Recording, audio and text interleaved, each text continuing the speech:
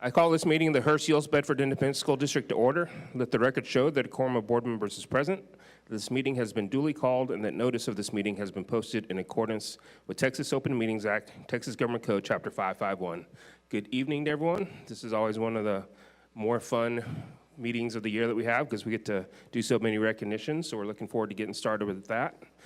Tonight we're going to start with our invocation, and our invocation tonight will be done by Nikki Vin Long, the Director of Kids Discipleship at First Baptist Hurst, the Trails campus.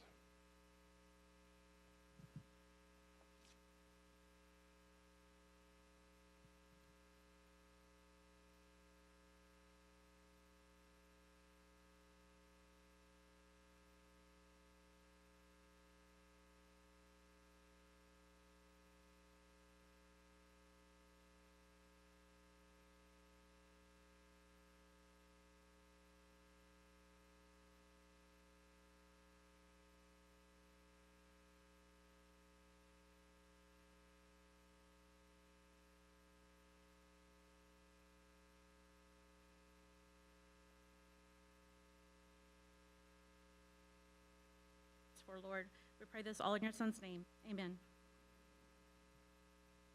Thank you, Ms. Finlong. Tonight we have two students from Trinity Lakes Elementary School. We have Brooklyn McMillan and Mason Leonis, who will lead us in the Pledge of Allegiance of the American and Texas flags. Come right up here to the front. We have the American flag here and the Texas flag over here. And if you want to just get us started, we will follow you.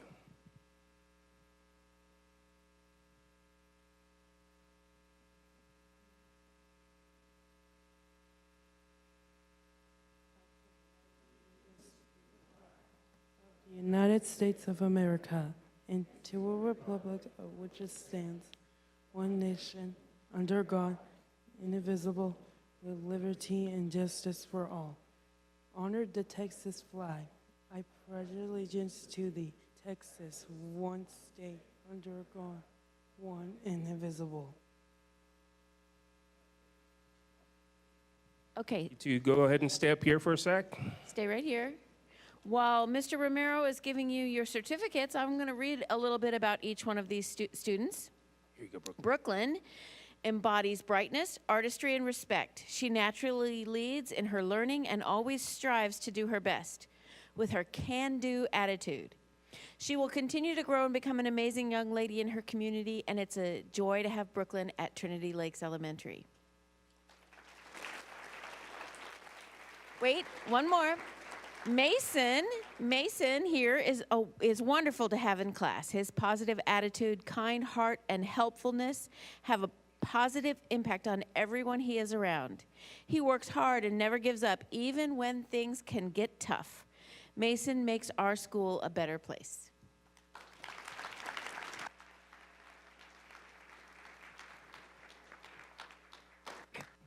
Thank you, Mason and Brooklyn. Tonight, the Board of Trustees is meeting in its regularly scheduled monthly meeting to officially act on the items included on the posted agenda. The Board welcomes and appreciates comments and input from the community. Open forum is provided at each meeting to allow the public to address the Board. There will be two open forums tonight. Open forum number 1 is to hear requests regarding agenda items only. Open forum number 2 is to hear requests or make comments regarding non-agenda items and will be heard at the end of the meeting. Those addressing the Board are asked to limit their comments to 3 minutes per meeting. The speaker should identify his or her name, group affiliation if any, and make a brief presentation with an identified solution if one is sought. Remarks should be addressed to the Board as a whole. Oral presentations may not include charges against any employee or board member by name. It is my responsibility to determine if the person addressing the Board has attempted to resolve the concern informally or through the district's complaint policies. If not, the speaker will be directed to follow the appropriate policy. The Board requests that all presentations be made in a courteous, respectful, and professional manner and asks that the speakers monitor their own behavior. If you wish to speak during one of the open forums, please fill out one of the cards located on the table in the entry hall, or there should be someone around here who would have them. Ms. Hollander.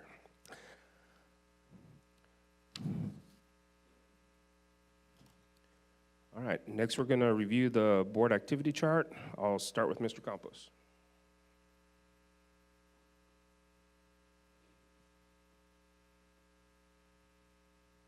we as a board have a great opportunity to attend and cheerlead most of our kids and things that are happening in the district. I just want to bring a couple things. There's a lot that we did this week, whether it be cheering on our Trinity Trojans that are now going in the playoffs, which was awesome. That's wonderful, especially coming from a nerd like me. I was paying attention the whole time, so that was great. But listen, I want to drill in and give some kudos out. This past weekend, I had the opportunity to visit both of our high schools' theater, starting with The Little Mermaid. And I just want to state in front of all of you guys that when I was dating my wife, I used to take her to go see a professional performance over at the Dallas Music Hall. And Karen and I went, and we were looking at each other going, man, these kids in The Little Mermaid were so amazing. It was incredibly done. And a couple shout outs I want to give, obviously to Ms. Harris, the director, fantastic job. But they combined with the Bedford one, and they had some of our middle schoolers involved. And a special shout out to Miss Lambert, the 7th grader that decorated the decorations that were in there is amazing. What our kids are doing and what is happening in theater is just phenomenal. And then I want to end with, later that evening, I got to see Newsy over at the Trinity. And I took my little 14-year-old there who's a little bit showing interest. He's a 9th grader showing interest in theater. And he liked it so much. They did such an amazing job that he asked me after church on Sunday if he could go see it again on Sunday. And then he got plugged in and was part of the teardown crew. And I just want to say that I really appreciate the teachers and what is happening here, that we are involving kids. Because to quote Andy Cargile, some of our kids don't always come to school for math and science. Sometimes it takes these extracurriculars. So just a shout out for those two. There were many things that happened, but those were some great, great performances this weekend. Thank you.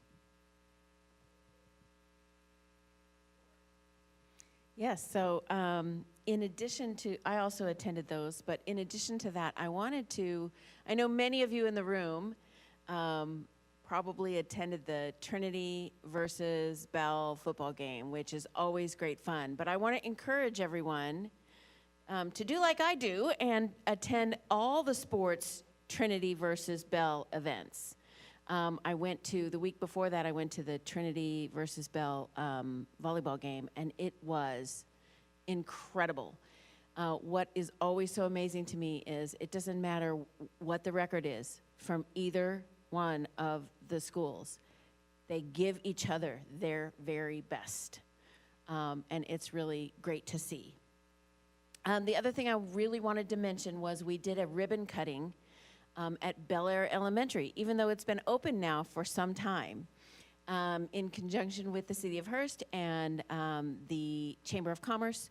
We had an official ribbon cutting at our newly rebuilt Bel Air Elementary, and if you have not seen that campus, I highly encourage you to drive by and see it. It is beautiful, and it's what you'll see when we rebuild these other campuses that we're rebuilding as part of the bond that was passed last May. I'd just like to say ditto to all of that, and the performances were spectacular. The Fine Arts Department in this district is outstanding. If you got to view the halftime at the Bell Trinity game and you saw all the band and the choirs before that were all out there singing together with the honor choir from the elementary school that did the beginning Star Spangled Banner, it was quite spectacular. So kudos to you parents, because as a parent of a kid who was in fine arts, I know how much you also put into having those kids there and practicing and taking them hither and yon to different things. So thank you very much, parents, for supporting your kids. One thing that I did get to attend that wasn't mentioned already was a couple weeks ago, HEB hosted the, I think it was the Area 5 marching contest, marching band competition over at Pennington Field. So we had all the best bands in our area there competing to go to state. So it was a great show, and for the first time in I don't know how long, both Bell and Trinity made finals. So that was a very good thing. And we also, as a board and as a superintendent team, which is called the Team of Eight, we recently completed our state-mandated Team of Eight training. So I just wanted to thank the board for being there and participating and helping make that a productive evening. Dr. Harrington, any comments? No, I'll just throw out, there were so many events this time of year. My wife and I went to the Suzuki Festival Saturday morning, and it took all I could to keep her from taking off her shoes and socks and getting up on stage with the kids as they were doing their, I don't know what it was, but it was pretty cool. Anytime you take your shoes and socks off and listen to somebody sing like they could sing, it was something. But that was amazing. But then just the activities, we get the email today about make sure your car is parked in the right place because the Buinger is launching rockets. So there is always something spectacular going on. And then again, obviously this weekend we have football, playoff game out in Midland, and then everyone enjoy your break. All right, any clarifications? None at this time. I'd like to say a quick thanks to our greeters this evening. You may have noticed 3 students in green blazers as you enter tonight. These students are part of the HEB ISD Student Ambassador Program, which is a select group of students chosen through an application and interview process to be the face of the district. They are trained to assist in public relations and communication services and are given the opportunity to positively promote HEB ISD while developing leadership skills. Tonight we have Ryan Borg, Cameron Bergen. I'm trying to move stuff around on the screen. And Yurisha Churiniga. Hopefully I got that close. And we have questions for you this evening, or a question for you this evening. This past Saturday, I had a chance to meet with Doug Polari, the chairman of the Board of Music for All, a national organization that supports music education in schools. Mr. Pirelli and I talked about the importance of strong school programs, how important strong school programs are for building teamwork, communication, and leadership skills. Besides student ambassadors, can you share a program in HEB that has helped you develop these skills?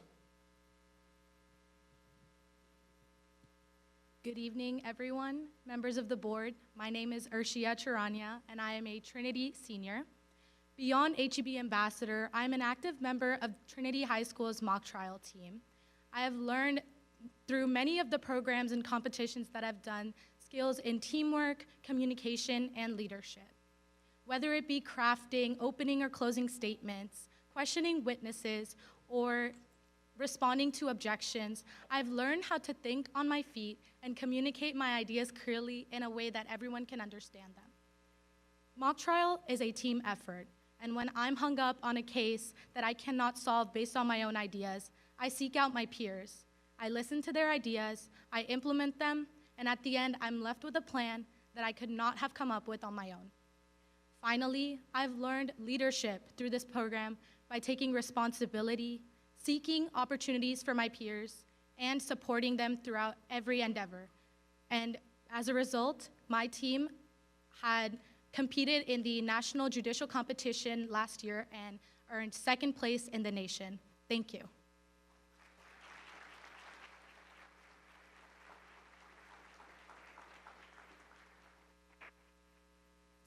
Good evening. My name is Cameron Bergen, and I'm a senior at LD Bell High School.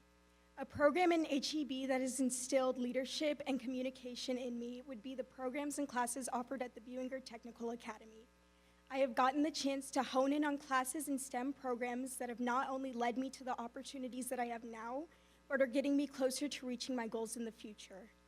Being in an environment that has been focused solely on learning and reaching for success in my future has allowed me to seek chances on my own, communicate with minds like mine to share knowledge, and set greater goals for myself. Without this, I wouldn't have gotten the chance to speak with professionals at Cisco or gain the knowledge and confidence needed to lead in workshops and after-school programs across North Texas. This exposure, sense of connection, and tools for success have been instrumental in me reaching my degree and career goals. Thank you.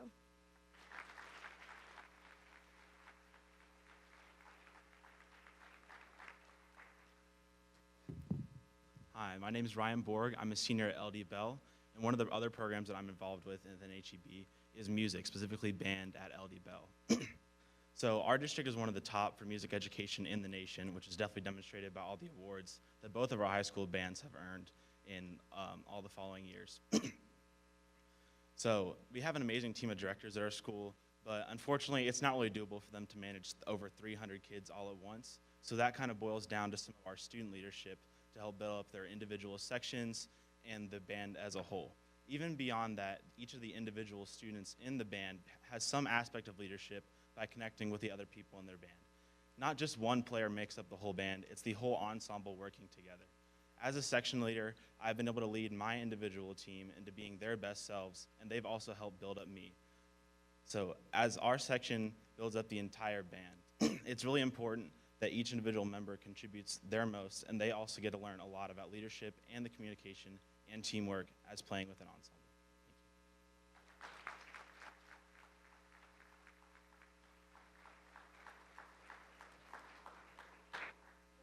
Thank you, student ambassadors. We really appreciate you being here tonight, and we appreciate your participation in the program that we as a board are also proud of, and all the leadership that you demonstrate on your campuses every day.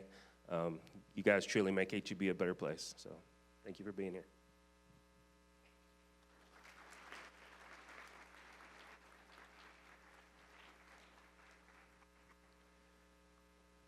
All right, next we're going to get started with our main event.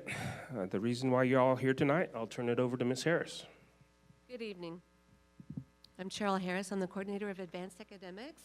I'd like to introduce Susan Alcala. She is the facilitator of secondary advanced academics. And tonight we are all here to congratulate the 104 students at LD Bell and Trinity High School who earned academic honors from the College Board National Recognition Programs. These programs celebrate the hard work of thousands of high school students nationwide to help them showcase their strong academic performance. For the first time, the academic honors recognize first-generation college students, in addition to Black, Indigenous, and Hispanic or Latino students. The program opens college access for more students because many institutions use the awards for their recruitment efforts. So we'll begin with our students from Trinity High School.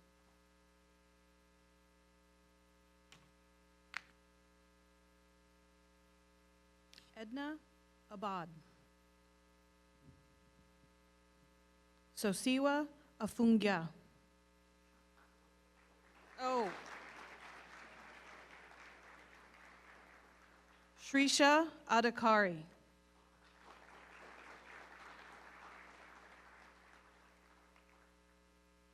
Carlos Aguilar Mercado.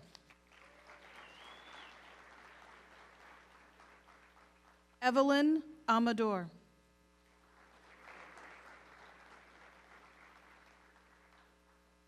Chelsea Ashu.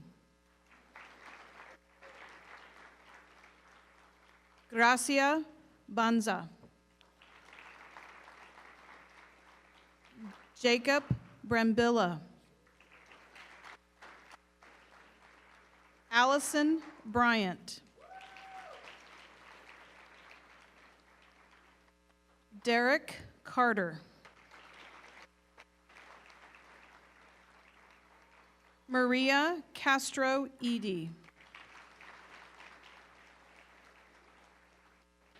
Aricia Charania. Jaden Dela Cruz. Anna Driscoll. Emily Ertz. Jonathan Garcia. Sarah Gale. Sarai Goodman. Cameron Harris. Shelby Harris. Ellis Harrison. Avalisi Ikakola.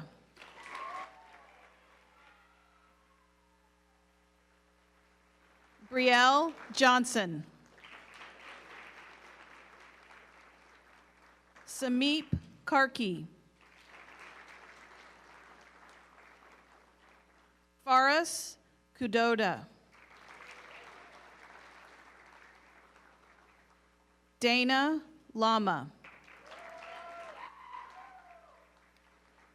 Kenneth Luster. Andrew Macias. Melissa Manandar. Karen Maravilla. Jonah Marquez. Megan McFadden. Alec McQueenie. Rucha Mehta. Melissa Perez. Suyash Pokrel. David Requena. Christopher Rice. Eduardo Rodriguez.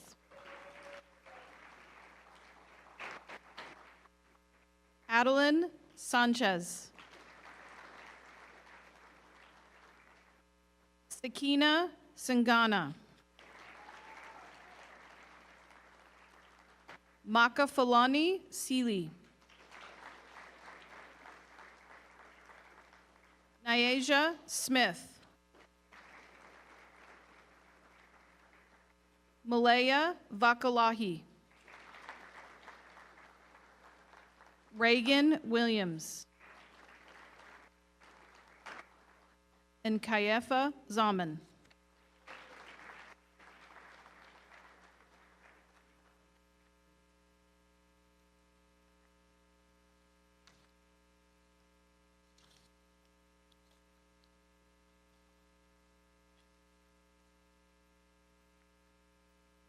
From LD Bell, Jeremy Bain.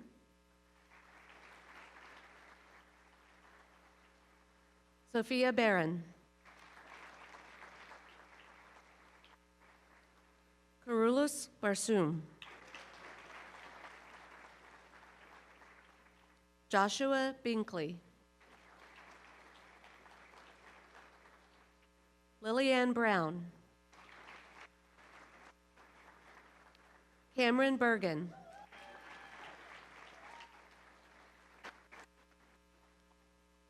Chastity Cardenas.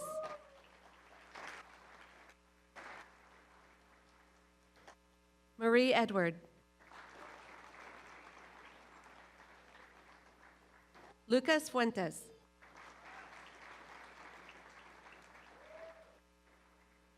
Daira Funes.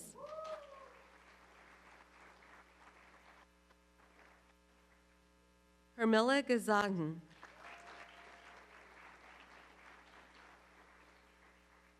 Brooke Gizal.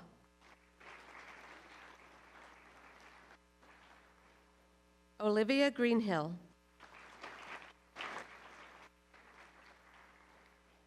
Eliza Gurung. Micah Gutierrez.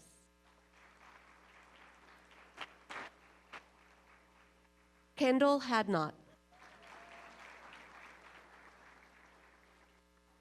Samara Hamilton.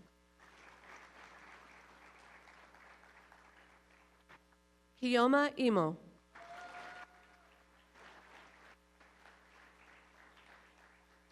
Peyton Jones.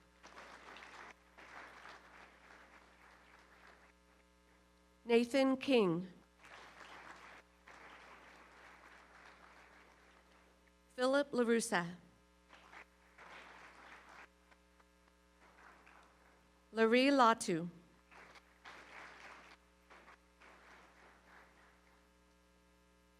Potencia Lakoshu.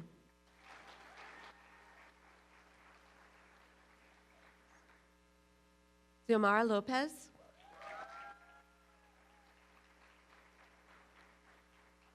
Jessica Mansour. Anna Martinez.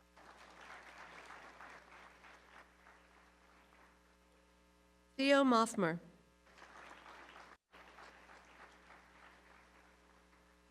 Colton McCurdy.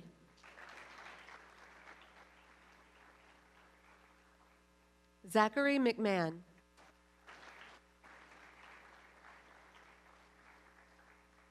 Michaela Melzo.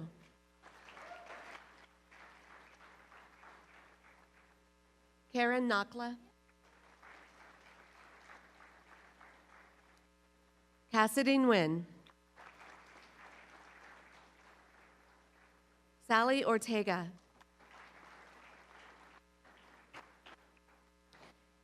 Kelsey Perez Marroquin. Eliza Poe. Lorena Puente.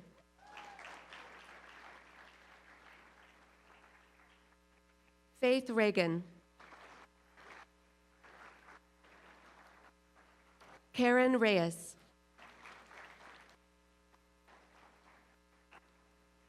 Donovan Rounds.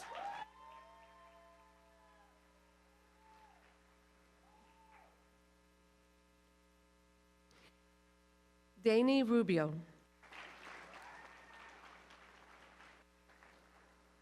Mason Rush. Zainab Saki.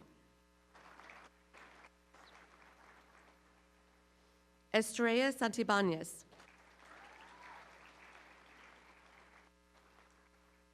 Michelle Saeed. Emmy Shahada.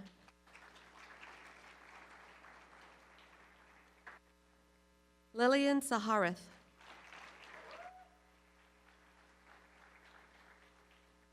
Lawrence Nearly.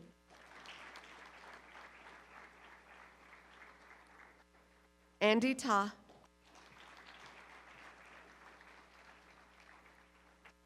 Elijah Thompson. Kaylee Tu. Neela Tittle. Maricelas Torres. Andrea Trevino. Alyssa Whiteley. Logan Wilson. Ebenezer Zaboa. Alaria Youssef.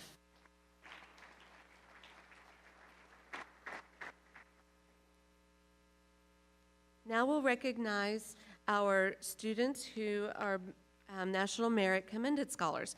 We're honoring LD Bell and Trinity High School students who have been recognized through the National Merit Scholarship Program for the school year 2024-2025. The National Merit Scholarship Program awards recognition to students based on their exceptional scores on the Preliminary Scholastic Aptitude Test, National Merit Scholarship Qualifying Test.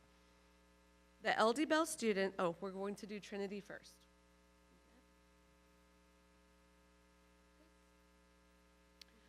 Sosiwa Afungia.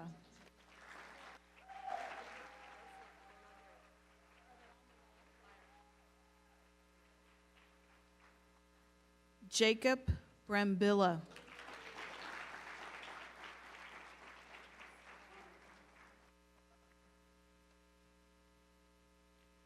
Rashia Charania.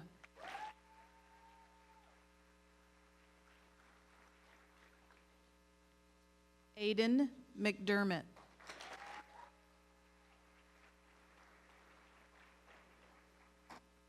Megan McFadden.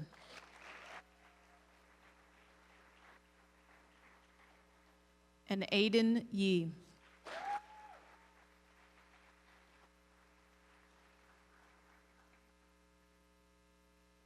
From LD Bell, Cecily Grove.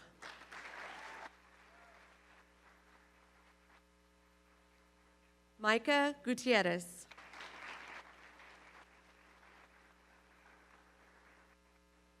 Vivian Lasoy.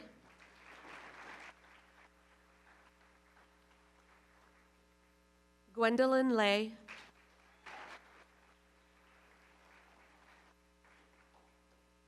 Nathan Lum.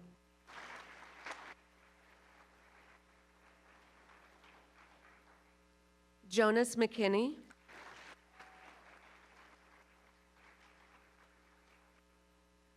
Michaela Melzo.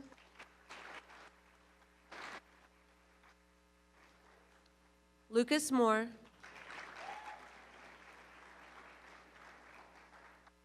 And Andy Ta.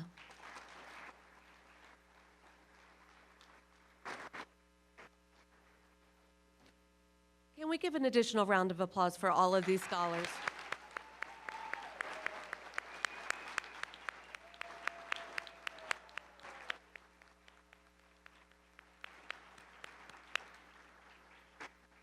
And families, I'd just like to say to you that these students are bright and hardworking, but they probably wouldn't have been able to achieve what they've done without your support.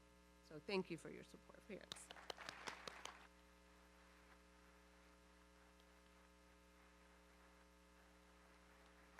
And while we have the last few taking up their pictures, I always like to say a word about how important this really is. It's great when your child gets an award, but you may or may not realize what a big deal this is. These awards can literally pay for your college education. If you take the time to go through all the mail that's being stuffed into your mailbox right now from every university in the country and actually go through it and spend the time to fill out those applications and write those essays and find all the organizations that are looking for kids exactly like your kids, this can literally pay for your college. This is what paid for my college. This is what paid for my oldest son's college. So do not take it for granted. This is a big deal, so congratulations.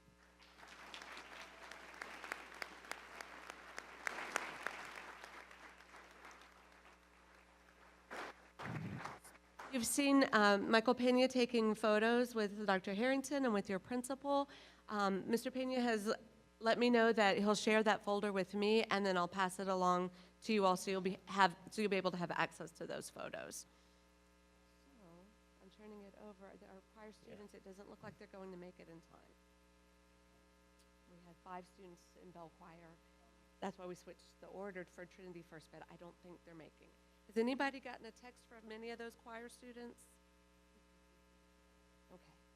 All right, well, unfortunately, hopefully we can find another time to recognize them, but at this time, the board's going to not go into closed session, but we're going to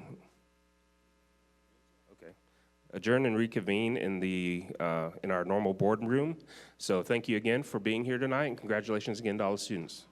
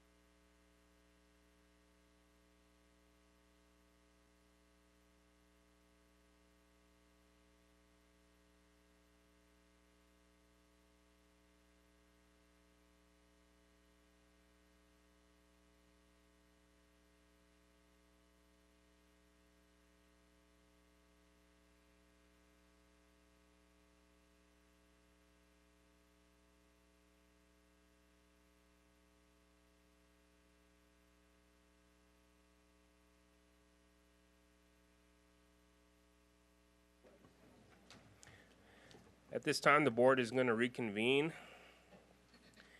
And the first thing we have, we're at item 6.01, certificates of appreciation will be presented to those making donations. I will turn it over to Vice President Cole.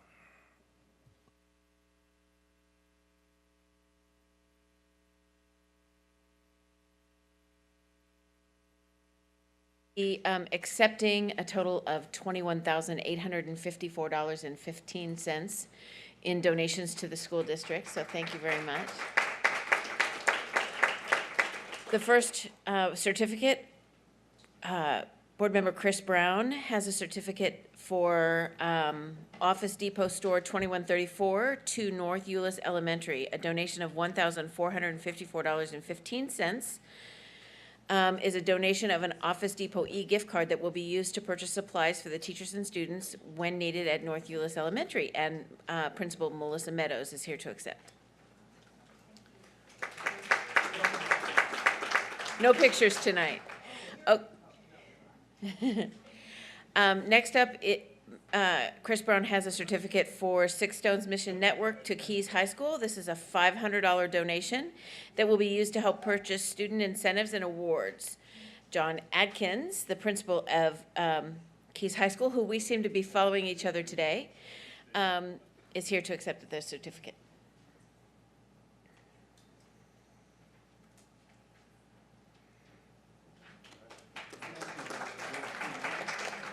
The next certificate that Mr. Brown has is for Thomas Ross. This is a certificate, a donation to Keys High School, a $500 donation that will be used to help fund the Rochelle Ross Keys Scholarship. John Adkins and Tommy Ross will accept the certificate of appreciation.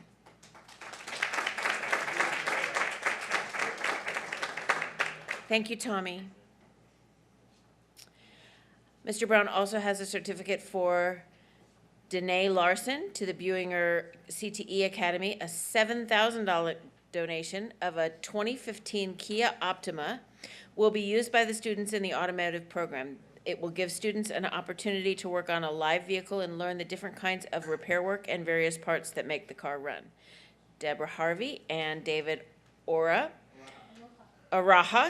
will accept the certificate of appreciation.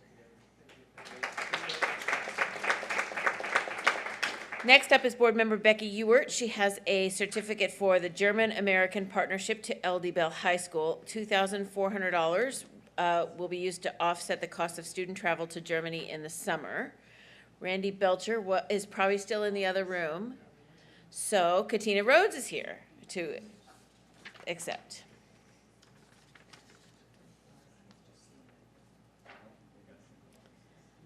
Okay, and then next up, also for LD Bell, are two certificates from Six Stones Mission Network. One is for a $1,000 donation to be used to help fund student scholarships, and the other for another $1,000 for student needs at LD Bell.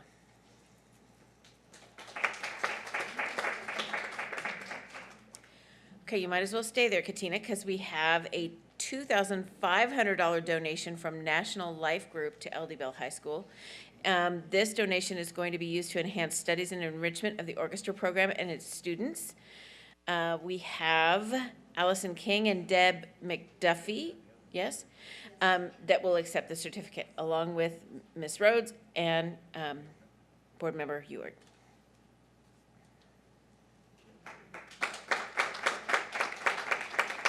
And last but certainly not least, we have a certificate for the Rotary Club of Hurst-Euless Charitable Foundation to STEM and School Libraries Department. This is a $5,500 donation that will be used to purchase reading books for every third grader in HEB ISD. Kira Elledge, Wes Rhodes are here to accept the award.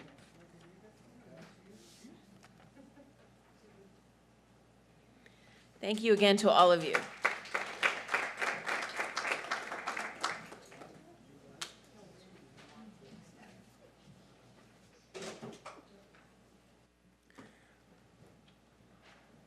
Thank you to all those who have given over the past month. As we always mention, we can't do all the things that we do in HEB without your support, so thank you very much. Okay, we're ready for open forum number 1.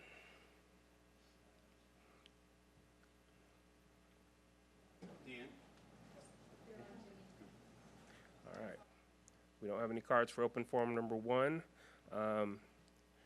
Dr. Harrington, are we still okay to just do session 2? Okay. So we will not be going into closed session at this time.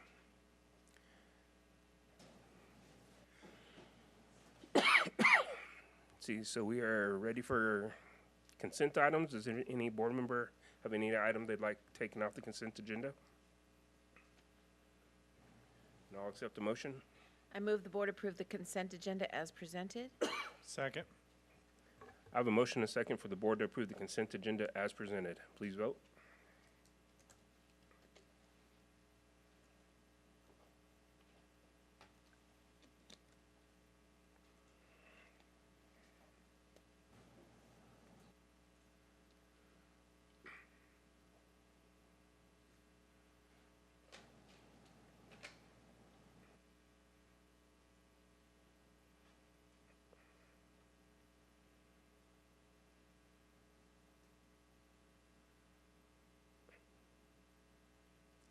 And the consent agenda passes.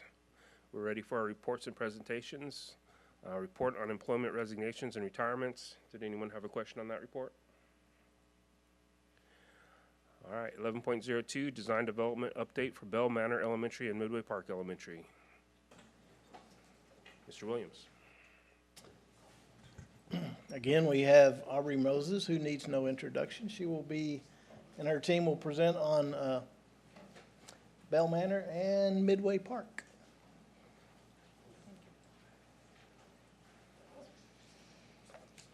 All right, thank you. Good evening. With me tonight is Colby Bennett and Ellie Marler. You all probably remember seeing Kaylee in the past, and she has moved on to take advantage of some new opportunities, so they're taking over on interior design of these projects. And then we also have Connor Wade with Core and Kyle Fletcher with Joris. And so they'll speak to their components of these presentations tonight too. So tonight we're looking at design development of Bell Manor and Midway Park. You all have seen the schematic design when we initially looked at site plans, floor plans, so this is the update. And then we've got the interior materials and renderings and things to look at in addition.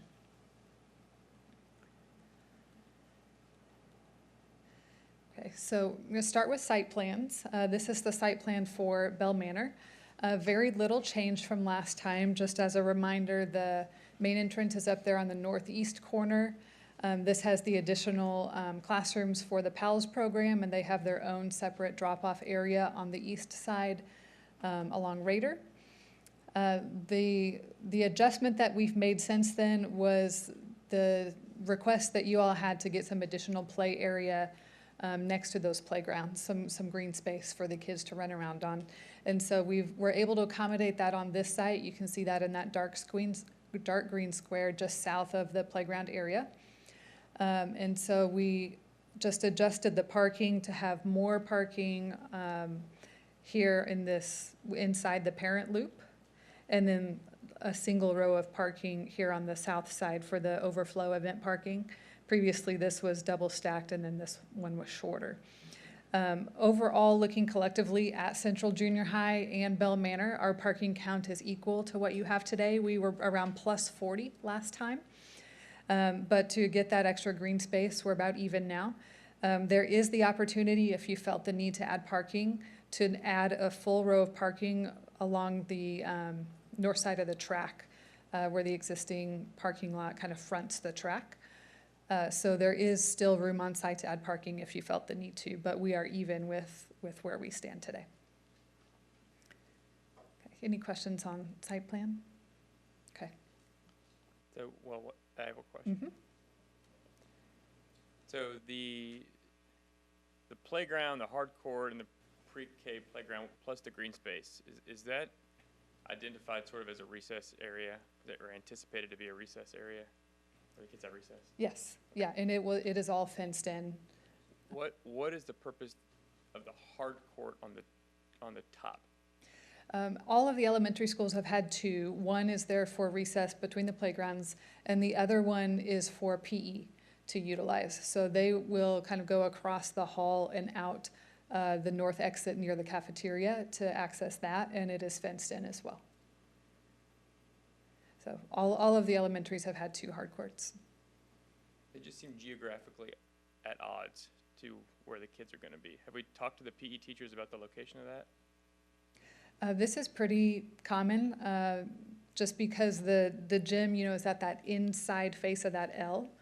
There's never been that opportunity to get it immediately outside of the gym. This is about as close as we can get it. I'm not aware of it having been an issue at other campuses. The principals have seen this and have not commented on it. Where's the gym entrance and exit? The gym is this box right here. And so they'll just come down this short part of the hallway and then out straight here to the north. Okay.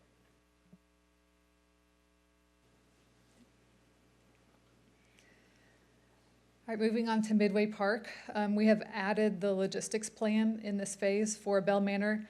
We don't have the need for that since it's not going to be an occupied campus where we have to phase all of those things like we have at the other campuses. So this is unique to Midway Park. So this is showing phase 1 where the existing campus is operational and the new campus is being built. So the dark black dashed line shows the limits of construction that will be fenced in. And then there's another dark fenced in area down here for the Trinity High School tennis complex that will be going on concurrently, at least in the early stages of construction of Midway Park. And so the existing campus as operational, right now it has a front drop-off loop. We are having to shorten it just slightly so that we can build the fire lane for the new campus. So this dark gray portion here is the adjusted end of that loop. And so right now it is even with this street just to the north of that. So it's coming down just a little bit. And then your other drop off, your existing access is here on the south side. That will remain in place until this new drive is in place, but then this will become the other drop-off loop and service and delivery loop during construction. So this is their existing parking. They will lose some existing parking here on the south end, but they will gain a few spaces here on the north side of that new driveway, and eventually, once tennis is complete, on the south side of that driveway. In the interim, if temporary parking is needed, we have talked about this green space here just north of that number 15 as a possibility to put some temporary parking. How many football fields are going in there? You will see that on the next page here. Another thing just to be aware of is this note 7 and 8 here is possibly a temporary retaining wall just because of the grades and how close we are. We may or may not need that. We're still working through that. As you know, Wilshire definitely required that. Here, we're still looking at it. But we do have to get this fire lane in place, and it will require a turnaround that we're still working out for the fire trucks if they had to access this area. And I will get to the new site plan when we get to the later phases. But just want to talk about logistics here. So this is then phase 2 of the logistics plan. So now the campus has moved into the new campus, new building, and now it's the old campus that is fenced in, and this is coming, the existing building's coming down. We're adding the rest of the parking and adding the new practice fields. So this is what it'll look like at that time. So at this point, you will have the new parent loop on the north end of the site. And then the bus loop will be able to use the front part of the campus, but it will not come all the way down and through this yet. So instead, we're going to keep that temporary drive that we put in phase 1 and just connect that on a temporary basis for the bus loop. And then after the existing building comes down, practice courts and practice fields and parking lot are complete, this is the completed site plan. And so this looks fairly similar to what you saw last time. I think some grades might have changed this parking loop through here where we no longer have an intermediate drive on this site. And so now the bus loop will come all the way through the this area where the tennis courts are and exit out that direction. So Andy, to answer your question, there will be 2 practice fields here, so it'll be equitable to what they have today. And again, where you see in yellow are retaining walls that are planned throughout the site. There are a lot of grading challenges on this site, and so there is quite a bit here. The challenge that we had with getting the additional green space around these playgrounds, again, you can see just not much room on the site to begin with, and in addition is the grades. So we've got retaining walls all around here, and then the detention pond. So that was the only area to put that. So we are confined with how much additional play area, just green, grassy area that they have to run around on at this campus. Okay, I have a question. It may be on the next slide, though. I know the tennis courts there have already been started. What's the completion date on the tennis courts? Kyle, you want to speak to that? We really can't start that building until we move those tennis courts. Is that correct? We got to take those tennis courts out to start the building? Say that one more time, I'm sorry. The present tennis courts at Trinity, we have to take out those tennis courts before we Yes, start. in order to start the Phase 1 building. That's right. That's Correct. why I'm asking this question. Yes, sir. Is what's As the far, I mean, right now, we've got plans submitted to the city, waiting on permits for the tennis courts As in the new usual? location. And the first part of that is gonna be getting that drive lane in. We gotta get the drive lane in at least up to where the existing driveway is for the school. And how And long- then how the long tennis courts, just the tennis courts themselves is 4 to 5 months plus the dirt work. Okay. So roughly 6 months. Gotcha. Thank you. In the last meeting, we had talked about if there's gonna be a time when we won't have tennis courts there. We're gonna use tennis courts they were talking about at Euless. It's Hurst now? Okay. So they are available, they're not pickle courts now, they're pickleball courts.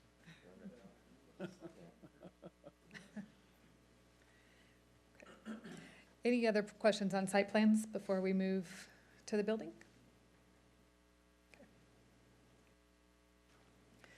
Okay, I won't spend much time on the floor plans. The only change that we've made at both campuses was after meeting with Dan Phillips and his team, we have added an SRO office to both of these admin suites. And so that is kind of right here, just around the corner from the reception area, so quick access to the front of the building as needed. And so we just did a little bit of reconfiguration in the center part of the admin suite. Lost a little bit of storage space, but it was pretty minimal with the way we were able to rotate some things and keep most everything there. Other than that, these floor plans are the same as what you saw last time. So they are here for reference if we need to discuss anything. Okay. Looking at exterior finishes now, this is Bell Manor. If you recall, looking at site context around here, there's mostly some single-family homes, but there is an apartment complex on one side, and then obviously Central Junior High is the kind of dominating feature over here that we used as our reference point. We took the red brick from the darker tone of Central Junior High, that band, and that's what we kind of built the exterior palette off of. So again, these renderings should look pretty similar to what you've seen last time. Colby, if you can point out the materials on these. We've got the dark red brick, as I mentioned, that matches the Central Junior High accent band. And then the kind of whiter tone that you see in the renderings is actually that cream masonry product. And that is basically the same product that we have put at all of the other elementary schools. And then the wood is a composite geolam material. And so that's just used on accent elements near each of the entrances. And then this is the cafeteria entrance. So again, very familiar with what you've seen on recent projects. This fenced-in area here is the playground for the PALS program, which is unique to Bell Manor. And then this shows the two-story classroom wing. And in the distance, you can see the drop-off area for the PALS program there.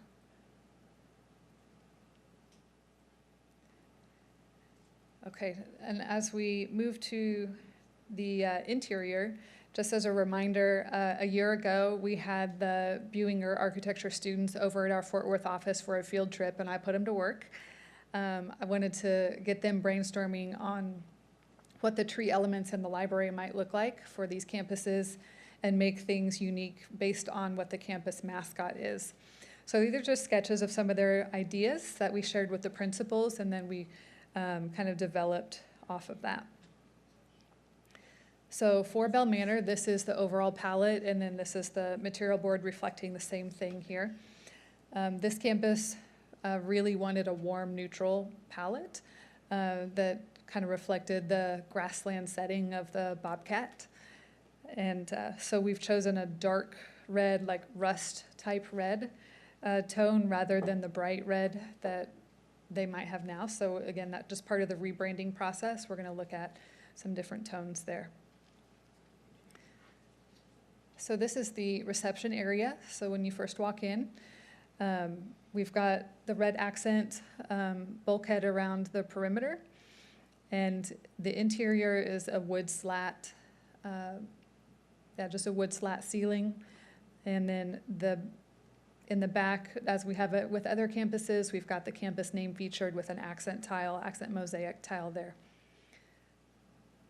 And then they had 2 carpet options that are district standards, and so each campus chose a different option of that standard. And so you can see the carpet here in this rendering, which is reflected there as well.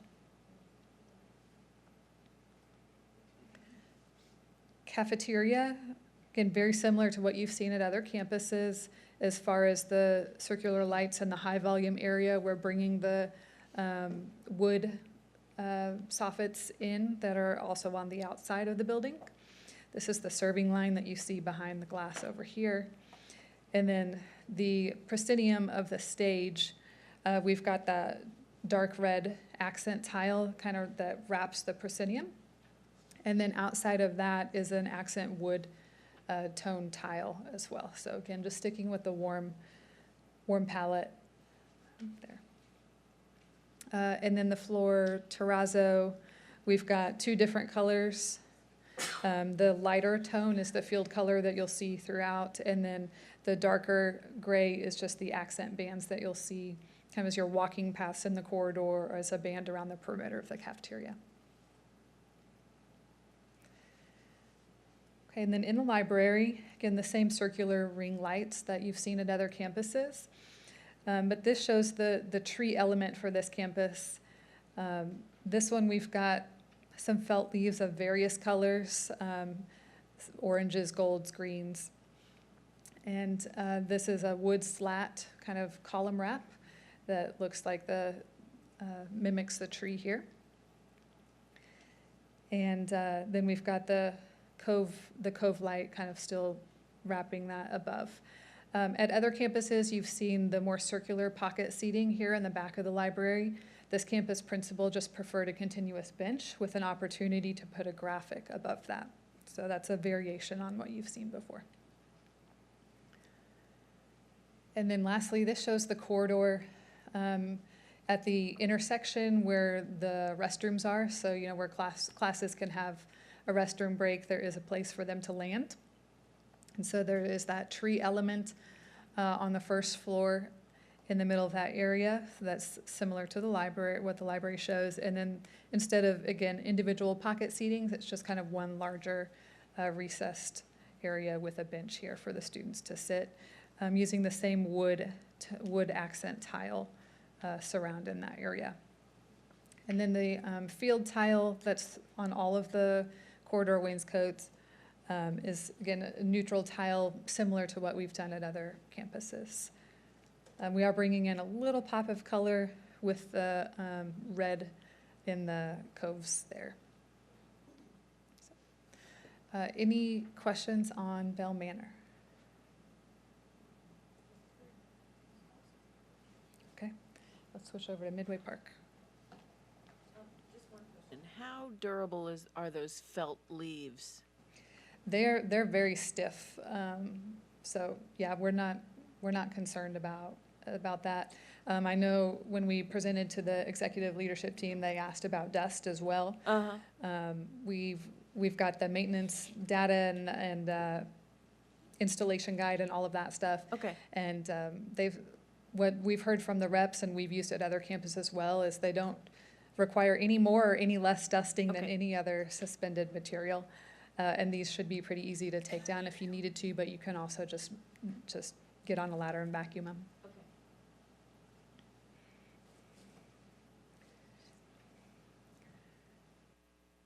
Okay.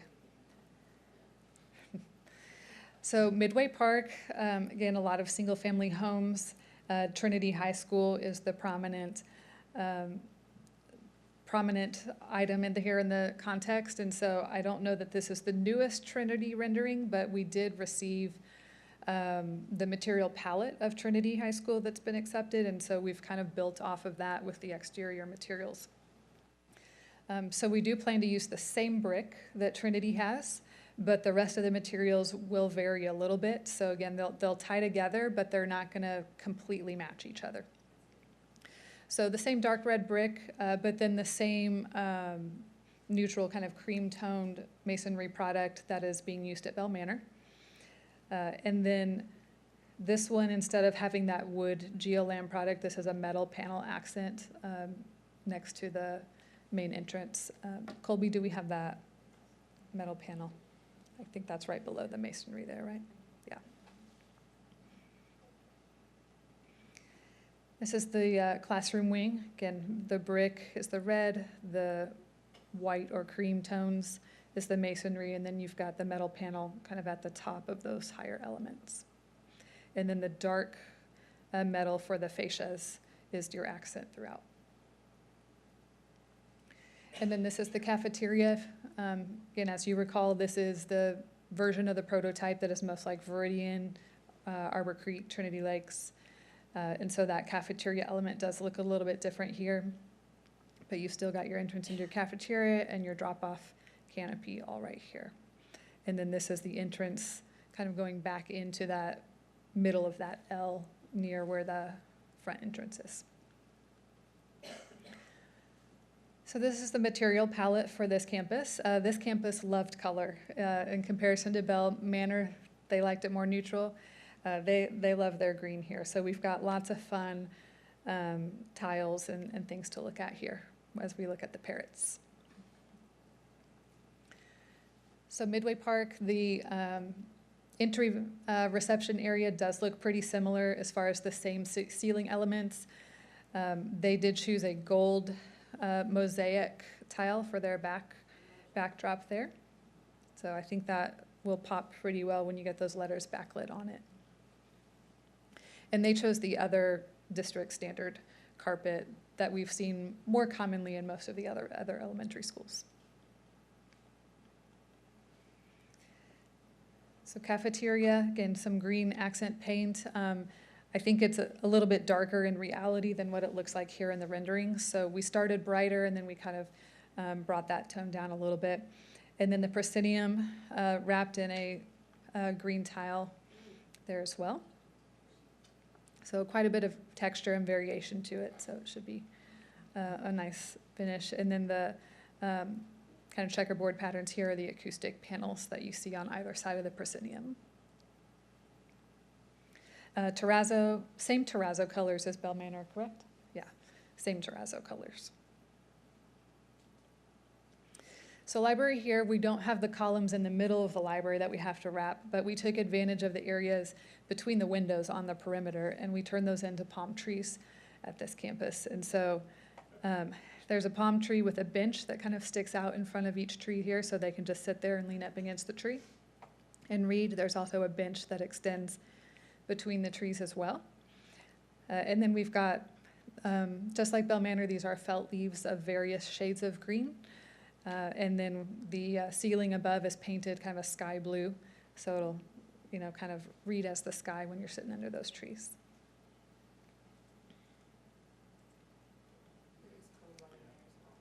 Yes, there is cove lighting above those trees. Yeah, kind of, so the sky will glow a little bit, yeah. And then the cafeteria, again, corridor. Similar area outside of the restrooms. You've got the tree here in the center, even got the little coconuts on the tree as well.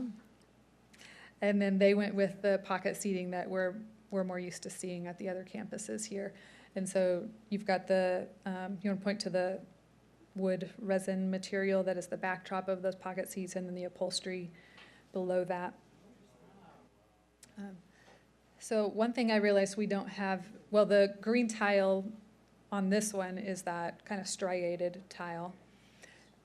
But I realized the one tile that you probably see prominently on this board that we don't have a rendering of is that green one in the middle. That'll be behind the drinking fountains, that other than this one location. And I think behind the sinks and the restrooms as well. Is that right? Figure if you turn it down, it looks kind of like a bird feather. You turn it up, it looks kind of like a palm tree leaf. So it works both ways. But the campus is pretty excited about that. So.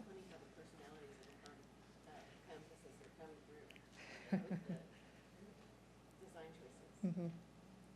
Yeah. All right, so any questions on Midway Park? Okay, I will wrap it up with cost and schedule. And Connor and Kyle are both here to speak to the cost for their projects. Good evening. Just as a reminder for Bell Manor, this project is scheduled to start January of 2026 as we're following the 1701 project completion. And so what we're showing today, two things really, and we looked at this this way last time, but you'll see our target budget of $54 million, and we're at $54,330. So in today's dollars, generally with these projects that are coming online a little sooner, we've been showing the escalation above in our contingencies, but since this will go to GMP roughly a year from today, we're anticipating some of that escalation below. And so we're anticipating 5% for the 12-month escalation. And so that dollar amount would put us over where we are currently at budget. We're continuing to monitor what escalation will do in a year from now. Starting to see it flatline a little bit, so we're hoping that trend continues, but we're just being conservative, knowing that this is 12 months out from going to GMP. So in terms of today's dollars, we're really close to the budget and where it needs to be. The question mark is what it's going to look like in a year from now, so we're trying to anticipate that as best we can. In comparison to SD estimate, we're over $1.5 million from where we are with SD. I don't recall. We're at least $1 million over. So, okay. And you were just speak to, like, that's based off the actual true GMP of Hurst-Euless. Yeah, that's good. So along with GMP and the other two elementaries recently, we've used a lot of that good data from the trades to know where we think these numbers are going to come in versus where we saw at SD. So we're using both of those GMPs to inform this. So the estimate has grown a little bit, about $1.5 million from last time we looked at it at SD. We feel really confident that we have like a really good picture of today's dollars with the GMPs for the other elementary schools. Okay, I'll let Kyle go and then I'll get mine. Okay. All right, Kyle. So right now, we're 51.6, I believe, and I believe the last time, I'm looking at this right now since that question just came up, I believe we were 50,800,000, so it's about 800,000 more. I know these are scheduled to bid in March, so, you know, those are real numbers. I mean, we're not looking at escalation on that because it's in 4 months, so. 800,000 over. Retaining walls. Yeah, retaining walls and one other thing. I don't remember what it was. Grades. Just finalizing grades, knowing what those are in actuals. Yeah. So why this one is higher than the last one is largely because we did not have that final grading plan from our civil engineer, and we did not have any retaining walls located, and so that's the most significant update to this project. Looking at the contingencies that we have here at Midway Park, I feel very comfortable with this overall project budget still being under budget. Bell Manor, we are truly over budget, including project contingency. It is, again, partly just due to the escalation factor, and partly, if you recall, the PALS addition ended up being more square footage than we'd originally planned. But I still think when we look collectively at all 4 elementary schools, we are still collectively under the project budgets, even though that one is exceeding the budget. So, All right, and then lastly, schedule. Like I said, we're at the end of design development, so we're about ready to, not about ready, we are progressing well into construction documents. Plan is to sign Midway Park in January and immediately put it out to bid. We are going to ease up on the Bell Manor schedule just a little bit, since we're not in a rush to get that one bid, and so just give the team a little bit more time to complete those documents. We'll issue that in February for permitting, and then we'll issue it late in the year of 2025 for bid. So construction schedules remain unchanged. The goal is to turn over Midway Park Phase 1, which is the building proper, late summer of 26, and then complete the site work through the fall semester of 26. And then Bell Manor will start construction contingent on 1701 completion, but the goal would be around January of 26 and be completed summer of 27. So, all right, any questions? Thank you, Aubrey. Thank you.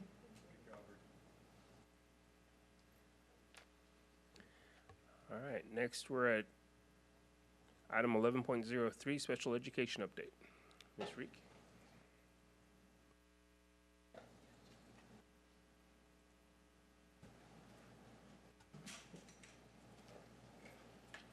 Hey, good evening.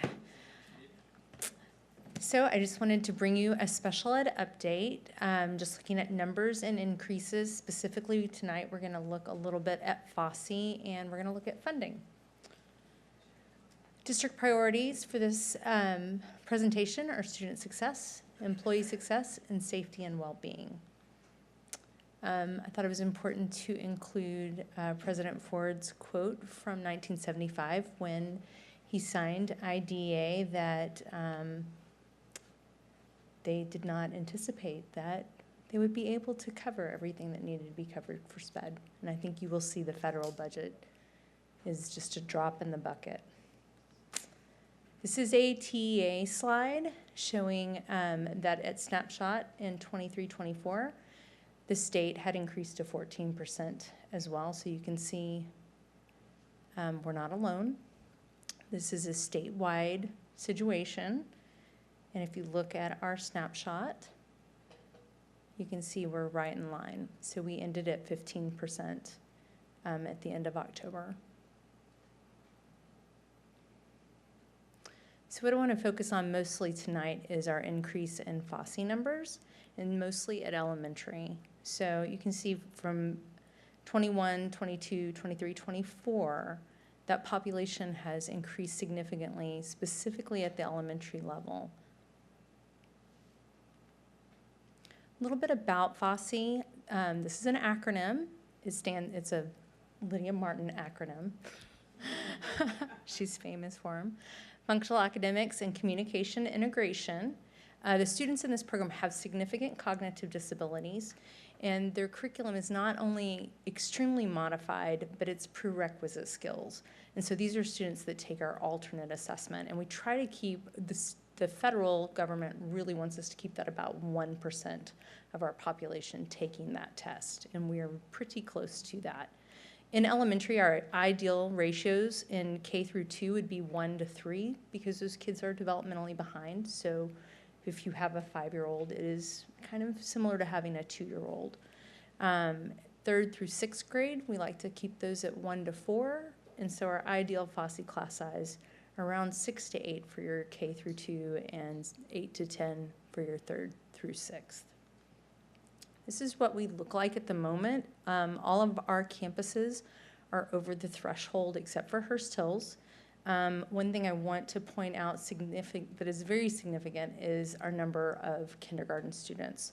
So we sent 28 6th graders to junior high from FOSSI last year. And we had projected 58 kindergartners. The first day of school, we had 79 kindergartners in FOSSI. So that is an increase of 51 students. And 51 kindergartners is not the same as even 51 6th graders. So you can see that is part of our challenge. little bit about weighted funding that I found very interesting in some of my studies. Students who are speech only, and that's a student that receives nothing but speech. So if you have an intellectual disability and you receive speech, you do not get a WADA of 5. If you have a learning disability and you also receive speech, you do not get a WADA of 5. Only those kids that are only pulled out for speech get a WADA of 5. And there's only one other category that gets that heavy weighted of funding, and it's homebound. Resource room, those are our students who are pulled out just a little bit, but they do not receive full WADA funding if they receive that support in gen ed. Okay, so if they are only pulled out a little bit or they're not pulled out at all, they don't receive the full weighted funding. And for our self-contained programs, they only receive the full weighted funding if they are in gen ed for 143 minutes. So let me put that in perspective for you. At elementary, that means they're in PE Fine Arts and 100 extra minutes in general education. Some of our students are. A lot of them are not. In junior high, that's 3 junior high classes. At high school, that's 2 high school classes. So that is a lot of gen ed time. So our students who are pulled out more and need more support actually receive less funding. I did a little case study, and it was very interesting with Trinity Lakes. I looked at what they brought in last year and what their staffing looked like at the very end of the year.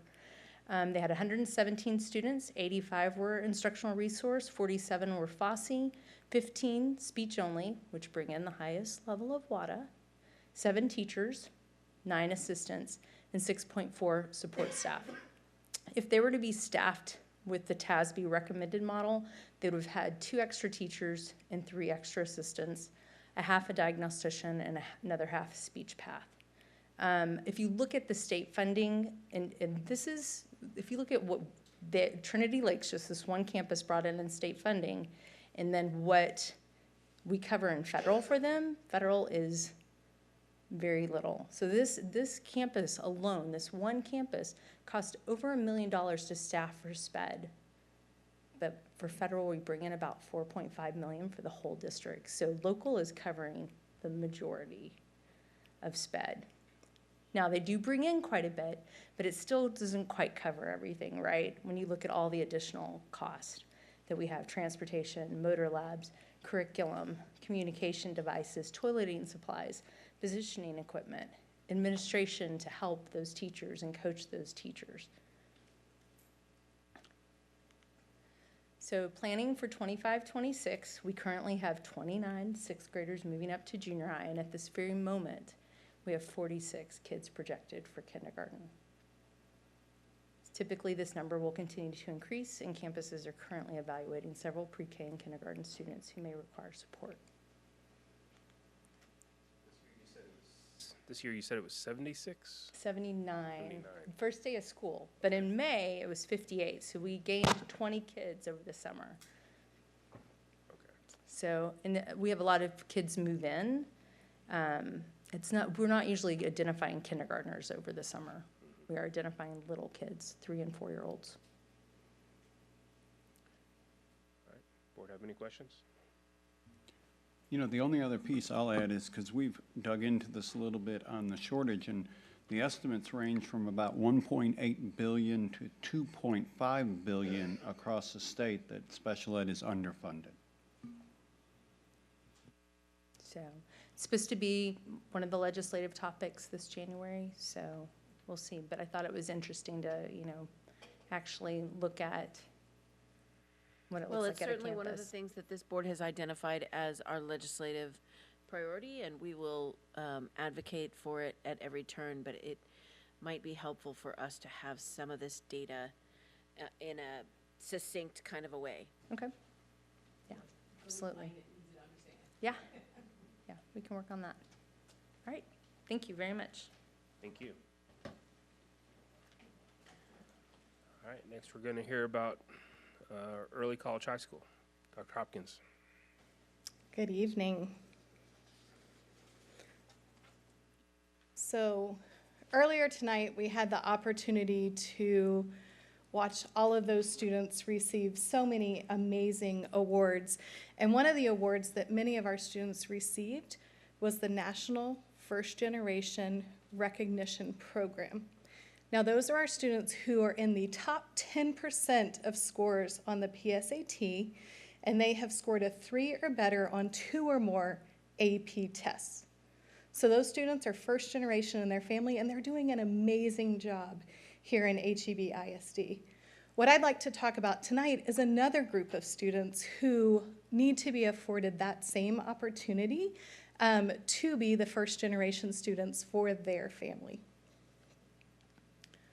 So in our strategic plan, this is Student Success Priority Quality Indicator 4, Goal 1.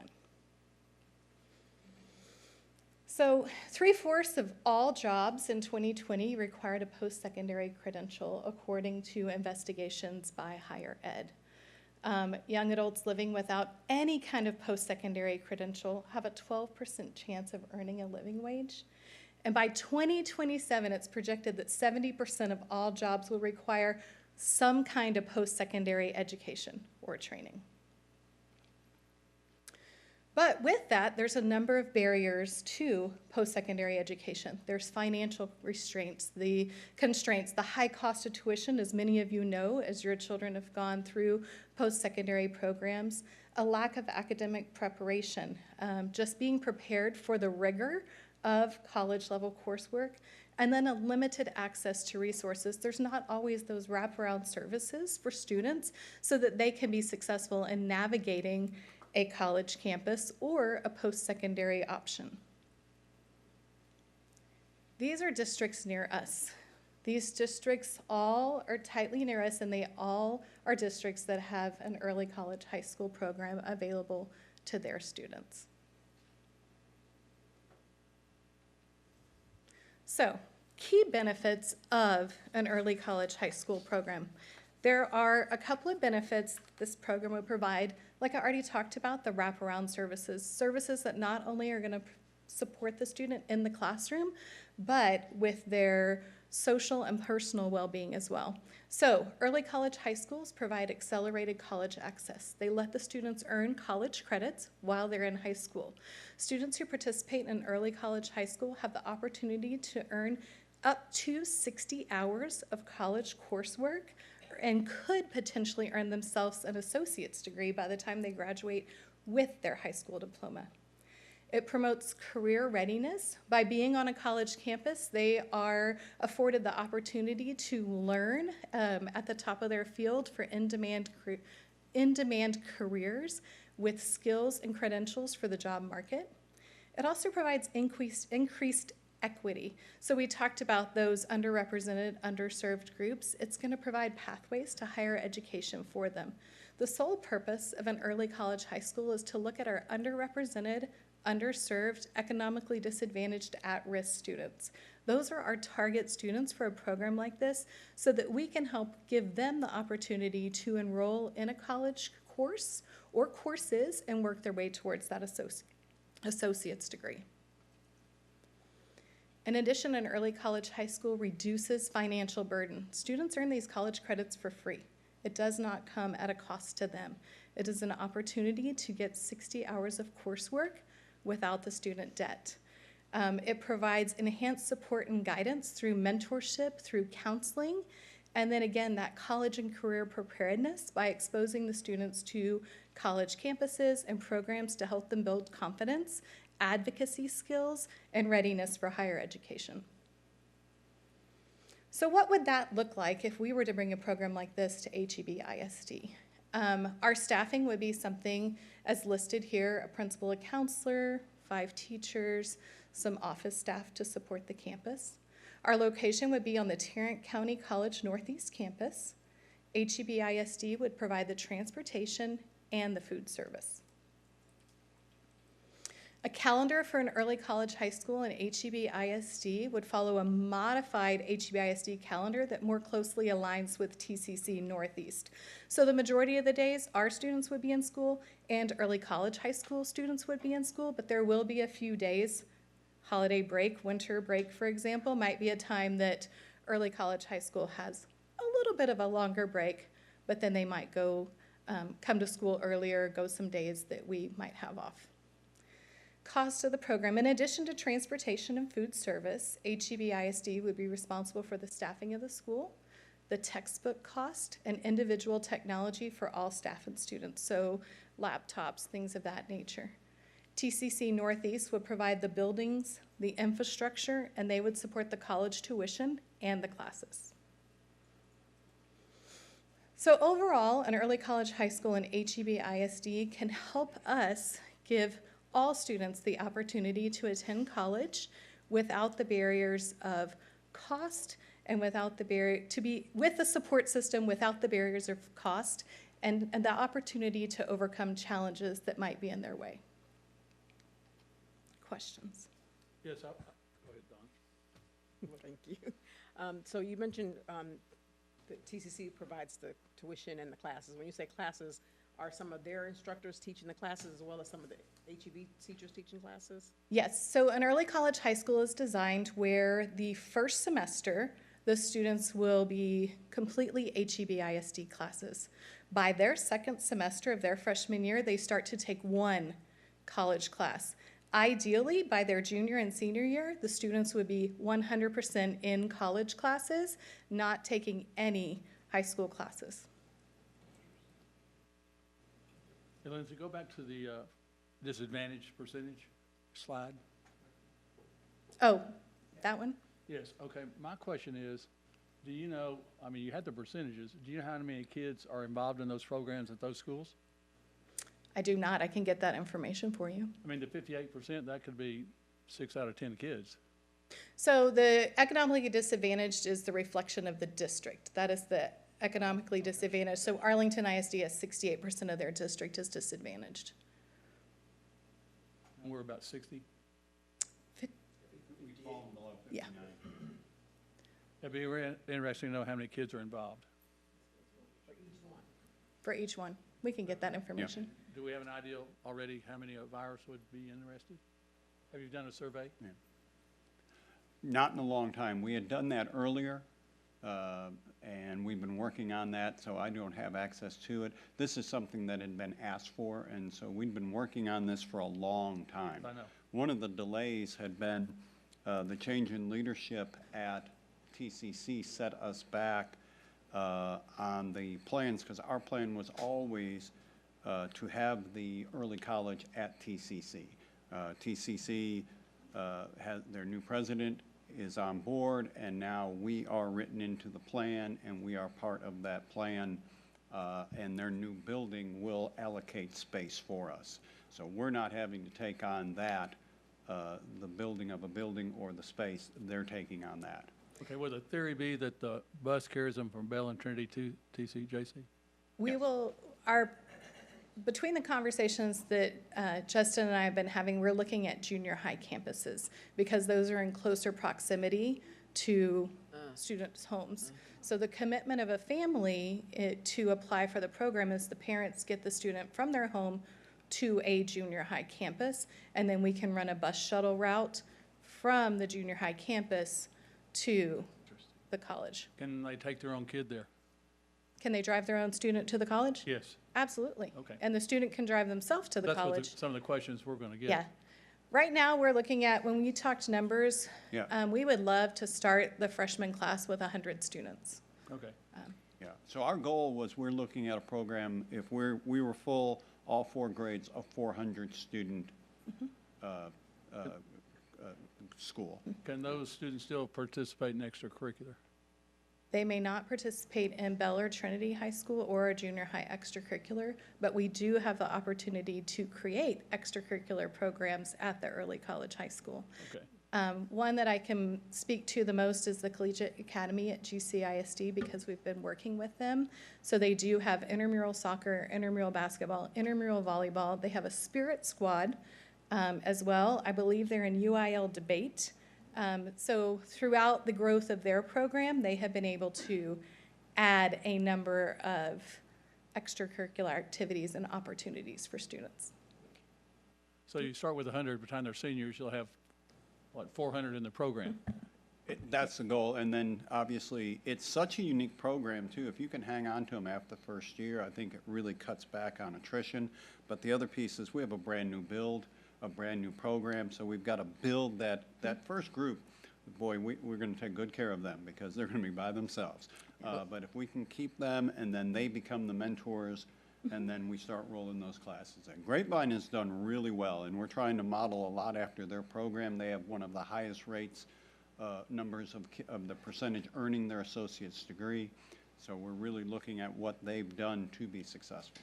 Well, I think the board needs to know if you take 400 kids out of Bell and Trinity, each school, time they're seniors, you need less teachers, would make up the difference of those teaching in early college. Yeah, I mean, it's So not a perfect match, but it's yeah, not perfect, it but it's definitely, yeah, sort of a wash. yeah. But there's definitely, Because that's going to be a question too, is what the cost. Yeah. And you're going to have to explain Right. the And data. with the location that TCC is working on for us, we would have the opportunity to grow beyond 400 if that's something we felt like was an opportunity for our district and something that we wanted to consider. Okay, can you, as, you're starting with ninth graders, but if I'm a move-in in 10th grade, can I participate? You may not. Our MOU with TCC states that they have to come in as Nice. freshmen. That's another question I'll get. The other piece is just understanding the why behind it too. With CCMR, these kids are all going to reach their CCMR check mark. And as we've talked about it, we're not going to force kids into check marks. We have to have programs that produce check marks. We can't be pushing kids for our benefit. We have to be finding ways for them to get it in a way that supports them. And so every one of these kids will be a check mark because you need 9 hours of college credit for that. Well, these kids are working on a goal of 60. So all of them are going to be there. They're also the outcomes bonus. These kids will actually be generating funds also by them all being CCMR compliant. So in regards to that MOU, if a student is participating in early college in Grapevine or Keller or Arlington, and then they move, can they be in our program? That's an excellent question. I'm not sure. I feel like we should try to write that into the MOU. I've like that. We can definitely investigate that. I don't know that anybody has ever thought about that, but I think that's a great. Yeah. Yeah. Currently at TCC Northeast is Grapevine, Colleyville, Birdville. So. But a program like this will provide students opportunities that maybe they wouldn't have. It helps make college attainable for students who maybe it isn't an option. Do we have any idea what the projected cost of textbooks for our district would be? So I can tell you that it varies. We are currently paying for textbooks for some of our dual classes. And depending on whether the book is hardback, paperback, online, whether it is by a well-known publisher or it is the professor's book that, right now, I think we spent a little under $60,000 for our dual textbooks for this trimester. How many students was that? Do we know? Do you remember? I can get that for you. I want to say 25, but I could be way off, so. But, no. Brandon said something wrong, so no. I'll was send about that to ready to you, Becky, say. though, because Here, I have the information broken down from Stacy Force whenever we got those textbooks for our dual students. One of the things that they encourage us to do is we want to offer good faith to TCC because of the building infrastructure and the tuition that they would be giving. So we work to make sure that we purchase our books from the TCC bookstore. We don't go outside of TCC to look at Barnes & Noble or other vendors just because of everything that we have been gifted through the college. Just on that note, we talked to their president about that too. Now, academic freedom, they can't tell their professors what book, but there is we shared our interest in as many open source materials being used as possible, obviously. So we've been talking about that, and that is something that we do know. that we can't control and they can't control, but as we look at the overall piece, and we're seeing a big push toward that, especially at these entry-level classes. So we're anticipating that there will probably be more open source materials come on board, but we're always going to have to be ready to purchase a book or two. Well, so many are digital now. It's a digital rental. So what about the tech cost? I know, I mean, our students already have, I mean, all of our students already have a laptop. So are we anticipating there's some kind of an extra cost that we're going to have for programs or anything that they have to have access to program-wise that, I mean, Canvas is probably something that is Canvas something TCC? TCC has Canvas, and then our students are already included in our Canvas. Right. So we would work with them just like we do our dual students, and then make sure everything is connected. So you would be looking at a cost for any additional staffing units that we might have, but as far as our students, because we're moving them from within our own campuses, we've already projected costs for them. Okay. So, and then really the expensive part of technology, Tarrant County College will cover, and that's our infrastructure. Right. Okay, so I have a question getting started with this.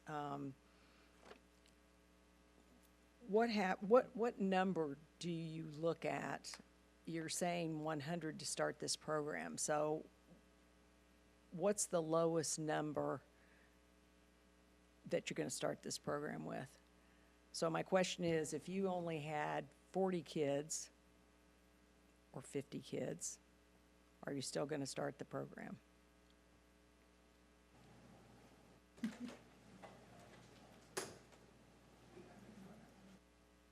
So that's a really hard question to answer because we don't have a crystal ball to determine whether that's going to happen.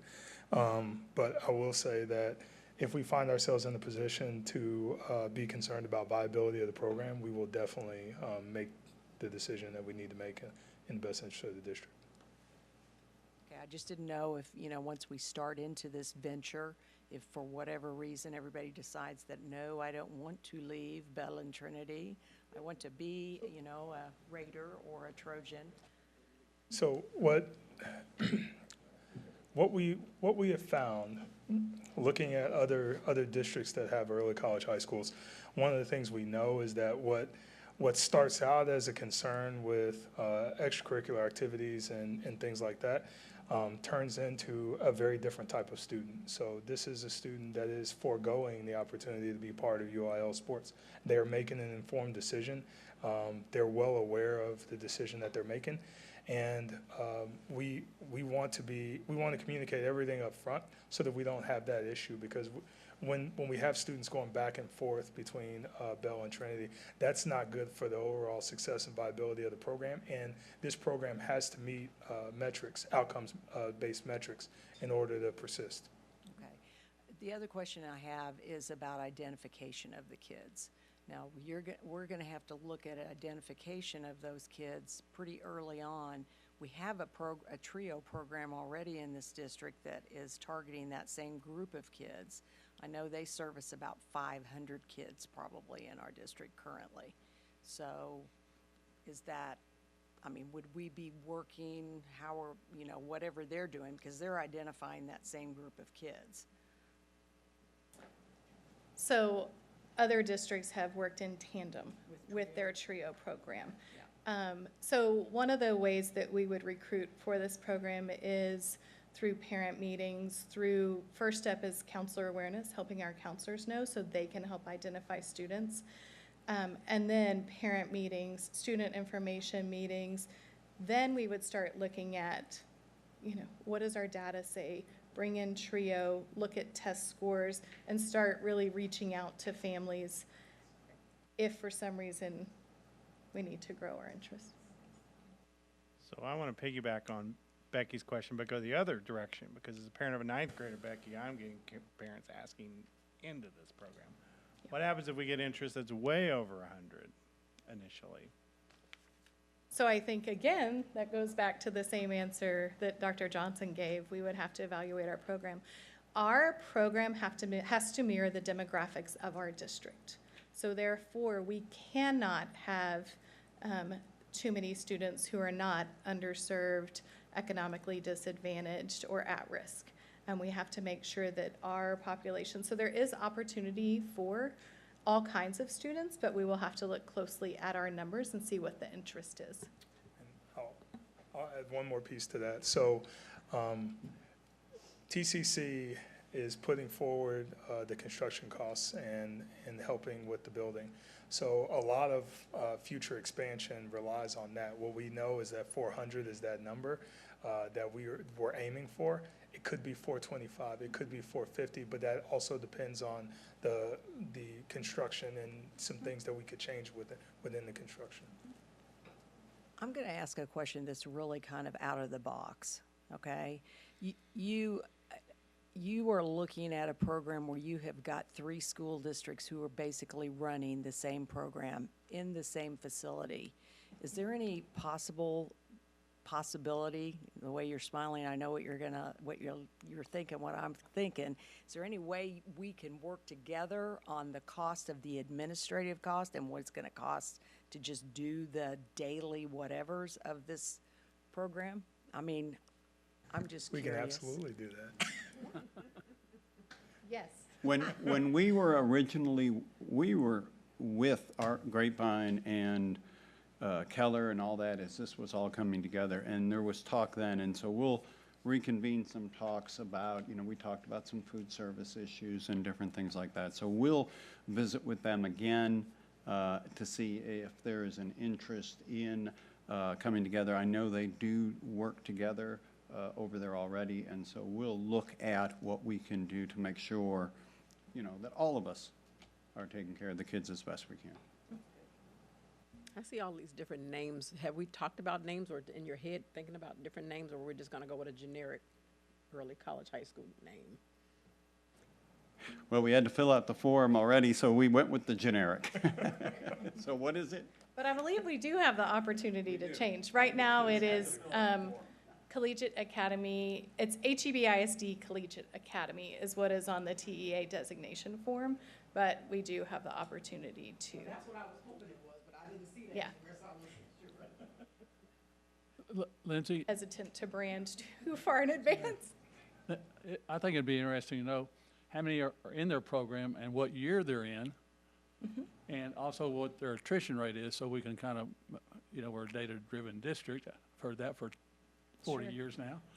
But it'd be interesting to know, and that, therefore we can have an idea of what we're going to be each year if we have all those as an example. Something else to note is some of these districts have offered open enrollment for their early college high schools, and some of our students are attending other early college high schools already. So regarding attrition rate, I can speak to that. So 10 to 15% is about the most that you want to be at, and so if you're between those metrics, you're doing a pretty good job. So can you talk about the application process and the timeline, especially if we're looking at current 8th graders applying to be the first class of 9th graders next fall? Sure. So what we have mapped out in our preliminary conversations are to start hosting parent information sessions in January. So junior high counselors are already meeting one-to-one. They are committed to having individual planning meetings with students on their campus. So educating our junior high counselors on the program, what it is and what kind of student would be perfect for the program. Then start offering parent information sessions. We will work with Deanne and PR and marketing and Joe to create a marketing campaign just to get the information out to our community and families. And then from there, we were discussing using our already existing schools of choice application. The TEA Early College High School advisor that we have has given us a weighted rubric that we use. So we gather all the information on our already existing form through an already existing process, and then we plug it into the weighted rubric, and it will help us determine which students are most qualified for the program based on the requirements of the program. Other districts have done interviews in the past. What they found is that the interview wasn't a good indicator of student success for the program. So they stopped doing the interviews and then just started working with the students once they were part of the program. So eliminating that time, energy, and effort, and then being able to take that time and invest it in the students once they've committed to the school. So when will the students get a letter or an email saying that you have been accepted, you are part of this school? I believe that our plan is for early spring. Okay. So once they are accepted, are they recognized by the state as a student of that school rather than a student of Bell or Trinity? Yes, so the early college high school has its own identification number with TEA and is at its own campus. So, and where are we in the TEA designation process? We have completed our paperwork, so it's been submitted, it has been signed off by Dr. Harrington and by the college, and so now we are in the waiting process. Our advisor from TEA said that she said, you will not hear for a bit. It will take a bit, but she is not concerned. Is there any difference in the state funding for a student enrolled at one of our 2 high schools and being enrolled in this school? So these students are weighted with our CCMR weight, but as far as our traditional ADA, it's the same. Okay. And where are we in our process with the MOU with TCC? The MOU is complete, it's been reviewed, and has been signed. It's not going to come to us? Can you send us a copy? Yes. Okay. Are any of these classes going to be virtual? These are all in-person classes at this time. It doesn't mean that the university won't make some changes, but as far as the dual enrollment university classes, they are all in person on the campus. Do we have a 4-year projection of expenses for the program if we enroll 100 kids every year? Not a 4-year projection. Do we have a 1-year projection? So we have initial startup costs that we were looking at, including staffing and transportation. So let me just make sure I get this right. So including staffing and transportation for year 1, we're looking at around $858,000.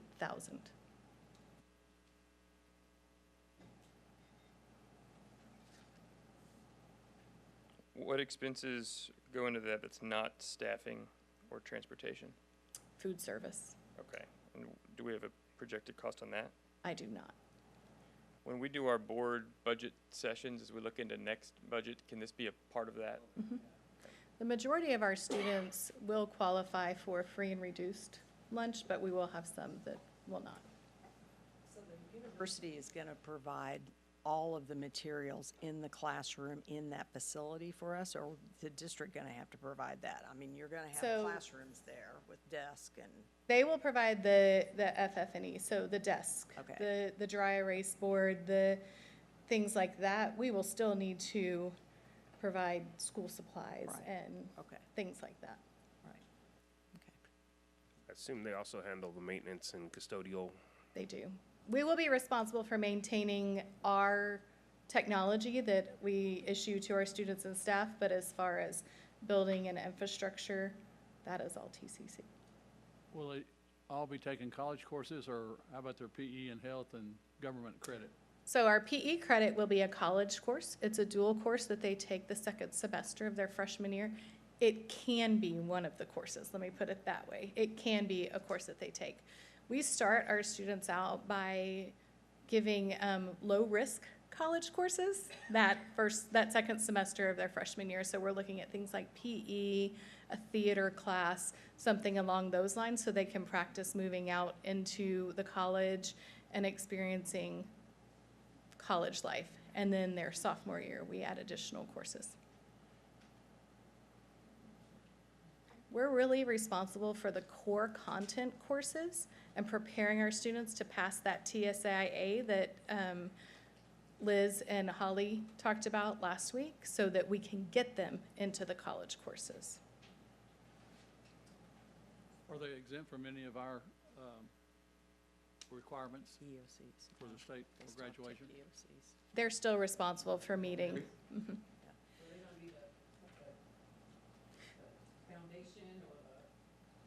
No, they'll have an endorsement. They'll be a foundation with an endorsement. Mhm. When you say there's going to be 5 teachers over there, I would assume that we're going to need English and math, science, history. Yes. The 5th teaching position is called a Pathways to Success teacher. That teacher is responsible for teaching the students strategies. You know, how do I communicate with my professor? How do I email? How do I navigate a college campus? I need to go to the registrar's office. We work with them on all of those wraparound services that I talked about. That is the responsibility of that teacher. Different from the counselor in the fact that the counselor will still deal with the, you know, social emotional needs of the student. This is an academic position in helping students progress. They'll also take on some of that TSI prep in preparing the students. The paraprofessional can also be used with that as we're preparing.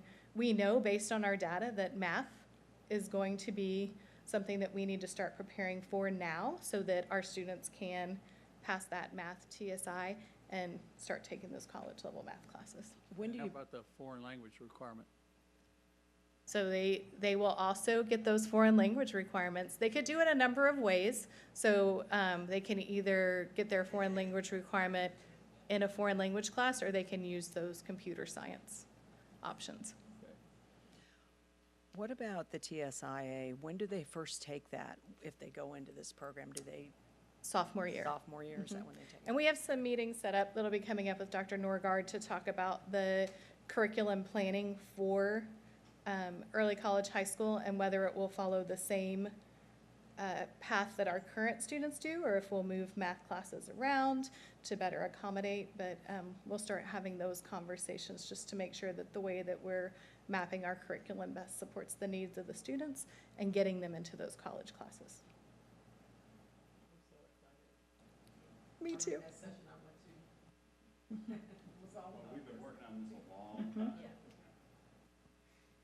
Any other questions? Yeah, I know I have a niece who went to a similar program in El Paso and, you know, got her associate's about a week before she graduated with her high school degree, and it took her 2 years to get her, well, she's about to graduate with her undergraduate and move on to her master's at, you know, the age of 20, so I mean, it's a really good program for the right kids, so. Very true. Thank you for your time. All right, thank you.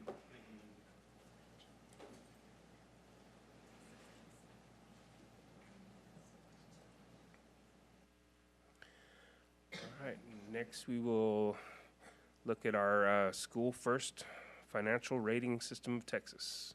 Mr. Williams. All right, yes, sir. Board, it is that time of year. Every fall, we are required to report to the board and hold a public hearing on our financial rating with the state of Texas. Of course, the system they use for that is the Financial Integrity Rating System of Texas, or what we fondly call the FIRST rating. This year's data, the 2024 report, is actually based on 22-23 data because it's based on audited data, and of course TEA doesn't get that data till January of this year, and then they come out in the October or so with the preliminary ratings, and then the final ratings come out. Have we got the final ratings? Yes. Yes, the final ratings have come out also, and so we're here to report that, or Stephen is. I'm going to turn it over to Stephen Jones, our budget coordinator, and he is going to give you that good news. Stephen, I have a question. Yes. Could you just say same as before? Pretty much. It's very similar. Thank you. Okay. So the purpose of this is to hold districts accountable for the quality of the financial management practices. As Dobie said, it's based off of the 22-23 audited data. There are 21 indicators now, up from 20 last year, so there is one new indicator. There's now only 4 critical indicators. There used to be 5. The 5th one became a ceiling indicator. If you fail any one of those, you receive a substandard achievement. On the ceiling indicators, if you fail any one of these, they were first introduced in 2021, but if you fail any one of them, you're set a max score of what you can receive. Okay, and we'll start with indicator number 1, which is just a timely filing of your annual audit. It's due by January 28th. The board approved it on the 22nd, and we submitted it on the 26th of January. Indicator number 2 is just an unmodified opinion from your independent auditors, and we did pass that one. Indicator number 3 is payments on your school bonds. So our school bonds are due every February and August. We pay interest in February. We pay interest in principal in August. The district's never missed one of those payments. Indicator number 4 is timely payments to any other government agencies. All of ours were made on time. This one, if you do fail, but you're able to clear it up pretty quickly, it's just a ceiling indicator. If you can't clear it up quickly, it becomes a critical indicator. And we passed that one. The remaining indicators are going to be the ceiling indicators and then the point indicators, which is what determines our score. As you can see, anything from a 90 to 100 is a superior, 80 to 89 is above standard, 70 to 79 is meet standard, and 70 means you failed it. Indicator number 5, this is the one that used to be a critical indicator, basically just saying, do you have a net positive position? Means any number greater than 0 and you pass this one. We had $374 million there, so we passed it by quite a bit. Indicator number 6 is determined to see if there's a drastic change in your fund balance, basically 25% over 3 years decreased. If you fail that one, if you have 75 days of operational expenditures in your fund balance, you pass anyway. We have had a 15.6% increase in our fund balance over that 3 years, and we have 94 days of fund balance in our unassigned. So either way, we would have passed on that one. Indicator number 7 is how many days of cash do you have on hand. To get the full points on this one, you need to have greater than 90 days. We have 352 days of cash on hand as of last year. Indicator number 8 is your current assets to current liability ratio. This one, you want to be greater than or equal to 3.0. We had a 4.5235. This is just basically taking all of your current liabilities and comparing it to what your current assets are sitting at. So you want to have more assets than you have liabilities. Indicator number 9 is just checking to make sure you have more revenues than you have expenditures. As of last year, we exceeded revenue by 7.14% on this one. If you don't have more revenues than you have expenditures, if you have the fund balance to cover it, you can also pass this indicator. Indicator number 10, for about the second or third straight year, it's not being scored. These are coming back soon, though, so they're going to be ones to keep an eye on in the future. Indicator number 11 goes into your long-term liabilities, which the biggest long-term liability is our bond fund. Right now, we're at a 0.3894, but this is before we sold the $600 million worth of bonds. Beginning next year, we will probably lose some points here on this one because we're gonna be sitting at about a 0.65 based on the preliminary audit. So we're gonna fall more into that 8 points instead of 10 points. So we will possibly lose some here. Indicator number 12 is your debt to your property value ratio. We're currently at a 1.5640, but again, with $600 million worth of bonds that we just sold, this one we're going to be looking at next year being about 4.19. So we're going to be back into that 8-point range there. So we're going to lose a couple points on these last 2 indicators that I shared. Everything else, I've already run the numbers based on our preliminary audit stuff. Everything else looks good. Just these 2 indicators are going to get hit a little bit due to those large number of bonds. Indicator number 13 is your administrative cost ratio, basically comparing your function 21 and function 41, which is the general administration building stuff, and you're looking at 8.55% of your budget. We're at 0.638 on that one. Indicator number 14 is looking at your decline in your student to staff ratio over 3 years. If you have a declining population, they look to make sure you're not increasing greatly on your staff ratio at the same time. We did have a decrease of 2.91%, but much lower than the 15% that they look at. Indicator 15 was another one that was not being scored this year. Indicator 16 is just looking at your PEMS data versus what's in your financial management software. We could You can go up to 3% on this one. On 202 million, that's quite a bit. So we only had $238, so we were well within the variance on this one. Indicator number 17 is your audit free of any material weakness. And this one's a ceiling indicator. We had passed that indicator. Indicator 18, does your independent auditor indicate the annual financial reports were free of any instance of material noncompliance for grants, contracts, and laws related to local, state, and federal funds? We passed that one, so we did receive the 10 points there. Indicator number 19, did the school district post all of its required financial information on the website, which we did on that, so we received the 5 points for that one. Indicator number 20, they changed a little bit of the wording on this one. It used to be if there was a change to just your local. Now they want us to look at local, state, federal funding. If there's any significant changes to that, it's addressed with the board within 120 days of the adopted budget. It's another ceiling indicator, and we did pass that one. Indicator number 21 is the brand new one. It's a ceiling indicator. If you fail it, you get a max of 70 total points. And this one basically is if you overestimated your enrollment and you couldn't pay the funds back to the state and you had to get put on a repayment plan. So only a few places are going to have trouble with that one. So our rating this year was 100 again. All critical indicators were passed. All ceiling indicators were passed. Like I said before, next year we're going to be looking at probably a 96, but still within the superior range. I don't have a question, but I do want to make a statement.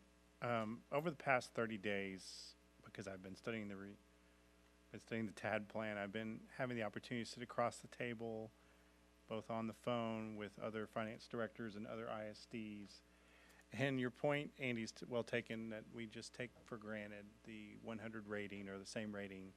But that is clearly not what I am seeing in our other ISDs in the district. And both friendly and foe have had nothing but very high regards for you, Mr. Jones, and for you, Mr. Williams, for how you've done it and how our predecessors have done it.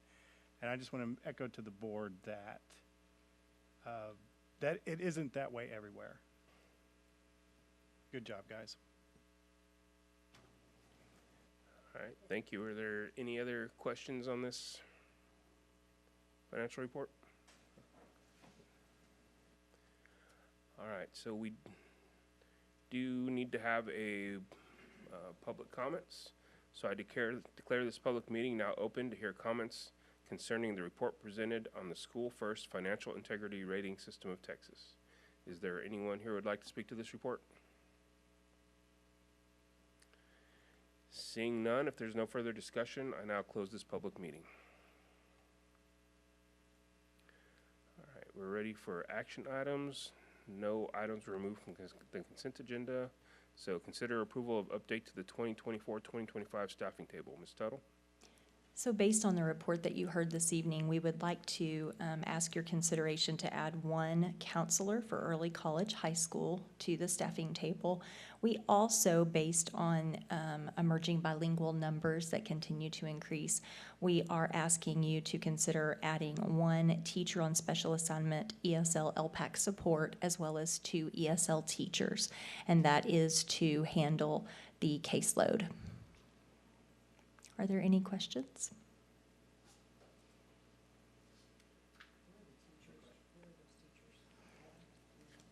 Yes, I do. I have that on the staffing table. Let me just look back here. We currently have one junior high that is splitting one of their ESL teachers, and those 2 are going to each have one. So we will be reorging one ESL teacher that will go from Bedford to Harwood, and then we'll be adding one ESL teacher to Harwood and one to Bell High School. Other questions? Any other questions on the staffing table? Yes, I know Bell's a little short. I talked to Joe a little bit about Belcher's deal. Are there any other schools that are short on teachers or staff in our district? I know Trinity was short for a while with a teacher or a coach, but I do not, when you say short, do you mean units or do you mean vacancies? vacancies. Oh, We are at 97% fill right now. I do not have the vacancy report in front of me, That's fine. Mr. Cargile, but I can certainly fill you in on I'm that. good. I just We're wanna know. doing very well. We do have a few openings because we have some resignations that are coming in. But as far as carrying units, we have not been carrying too many empty units.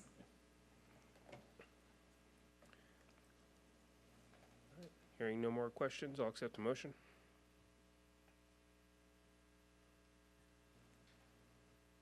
I move the board approve the new units as submitted. Second. I have a motion and a second for the board to approve the new units as submitted. Please vote.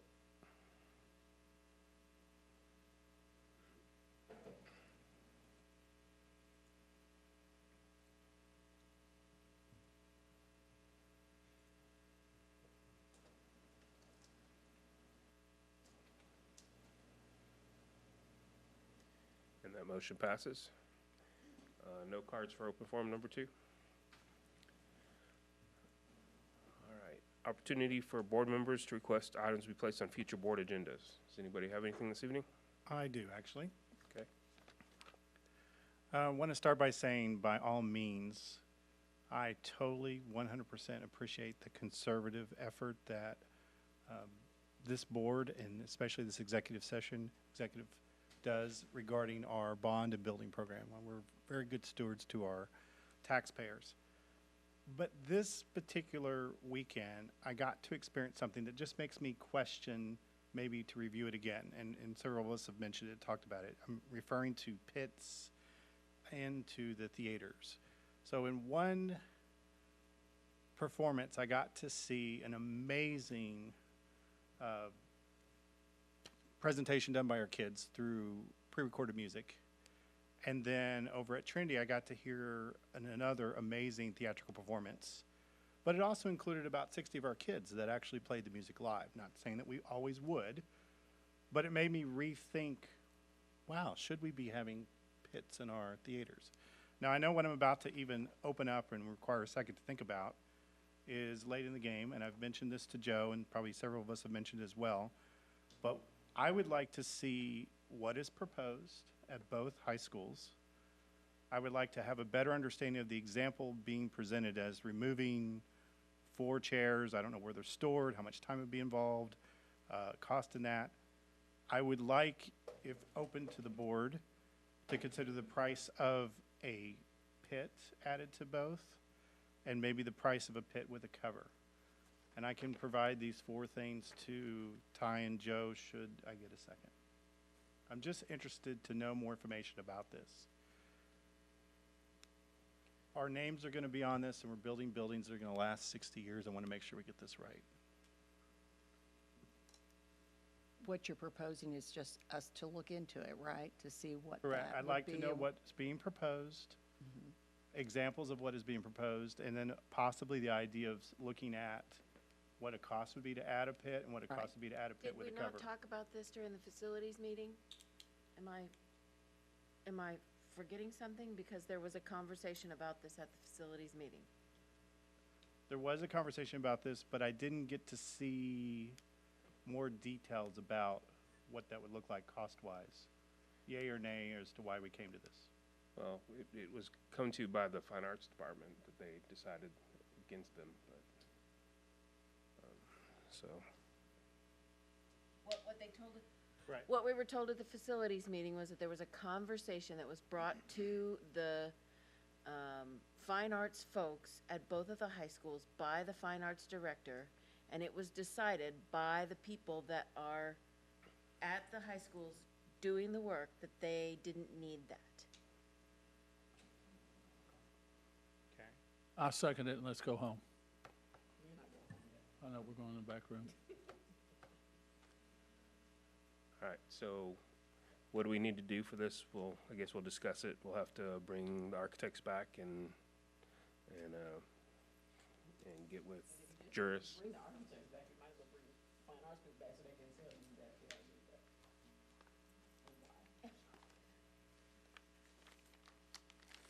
All right. At some point, folks, we've got to stop revisiting things that we've already visited and that the people that are doing the work, I know it sounds really cool to us because we're sitting here, but we're not doing the work.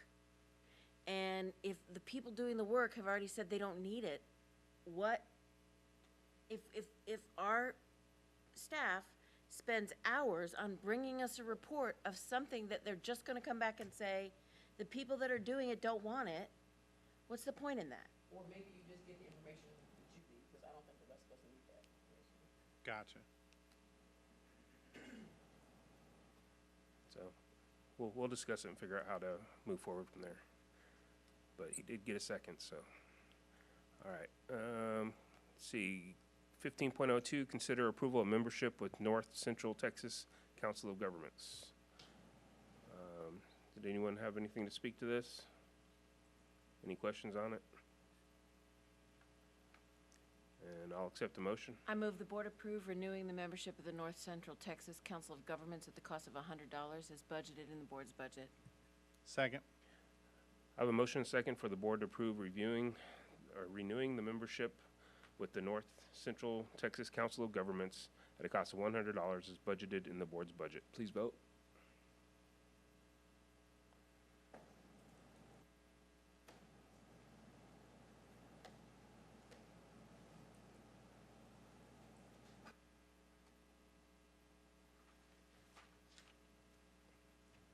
And that motion passes. All right, at this time, the board is going to adjourn into closed session pursuant to Texas Open Meetings Act, Texas Government Code, Chapter 551. The board will adjourn in closed session pursuant to Sections 551.071, 551.072, 551.074, and 551.076.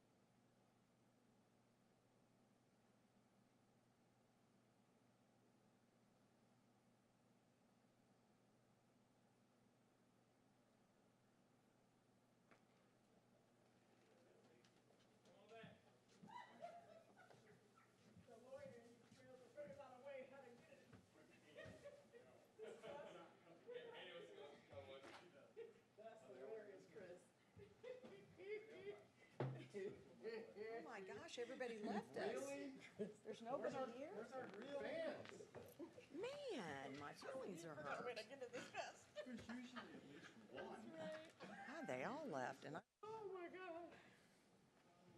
Not even Brandon. That was good. All right, at this time, the board will reconvene in open session. I'll accept a motion to adjourn. So moved? We are adjourned.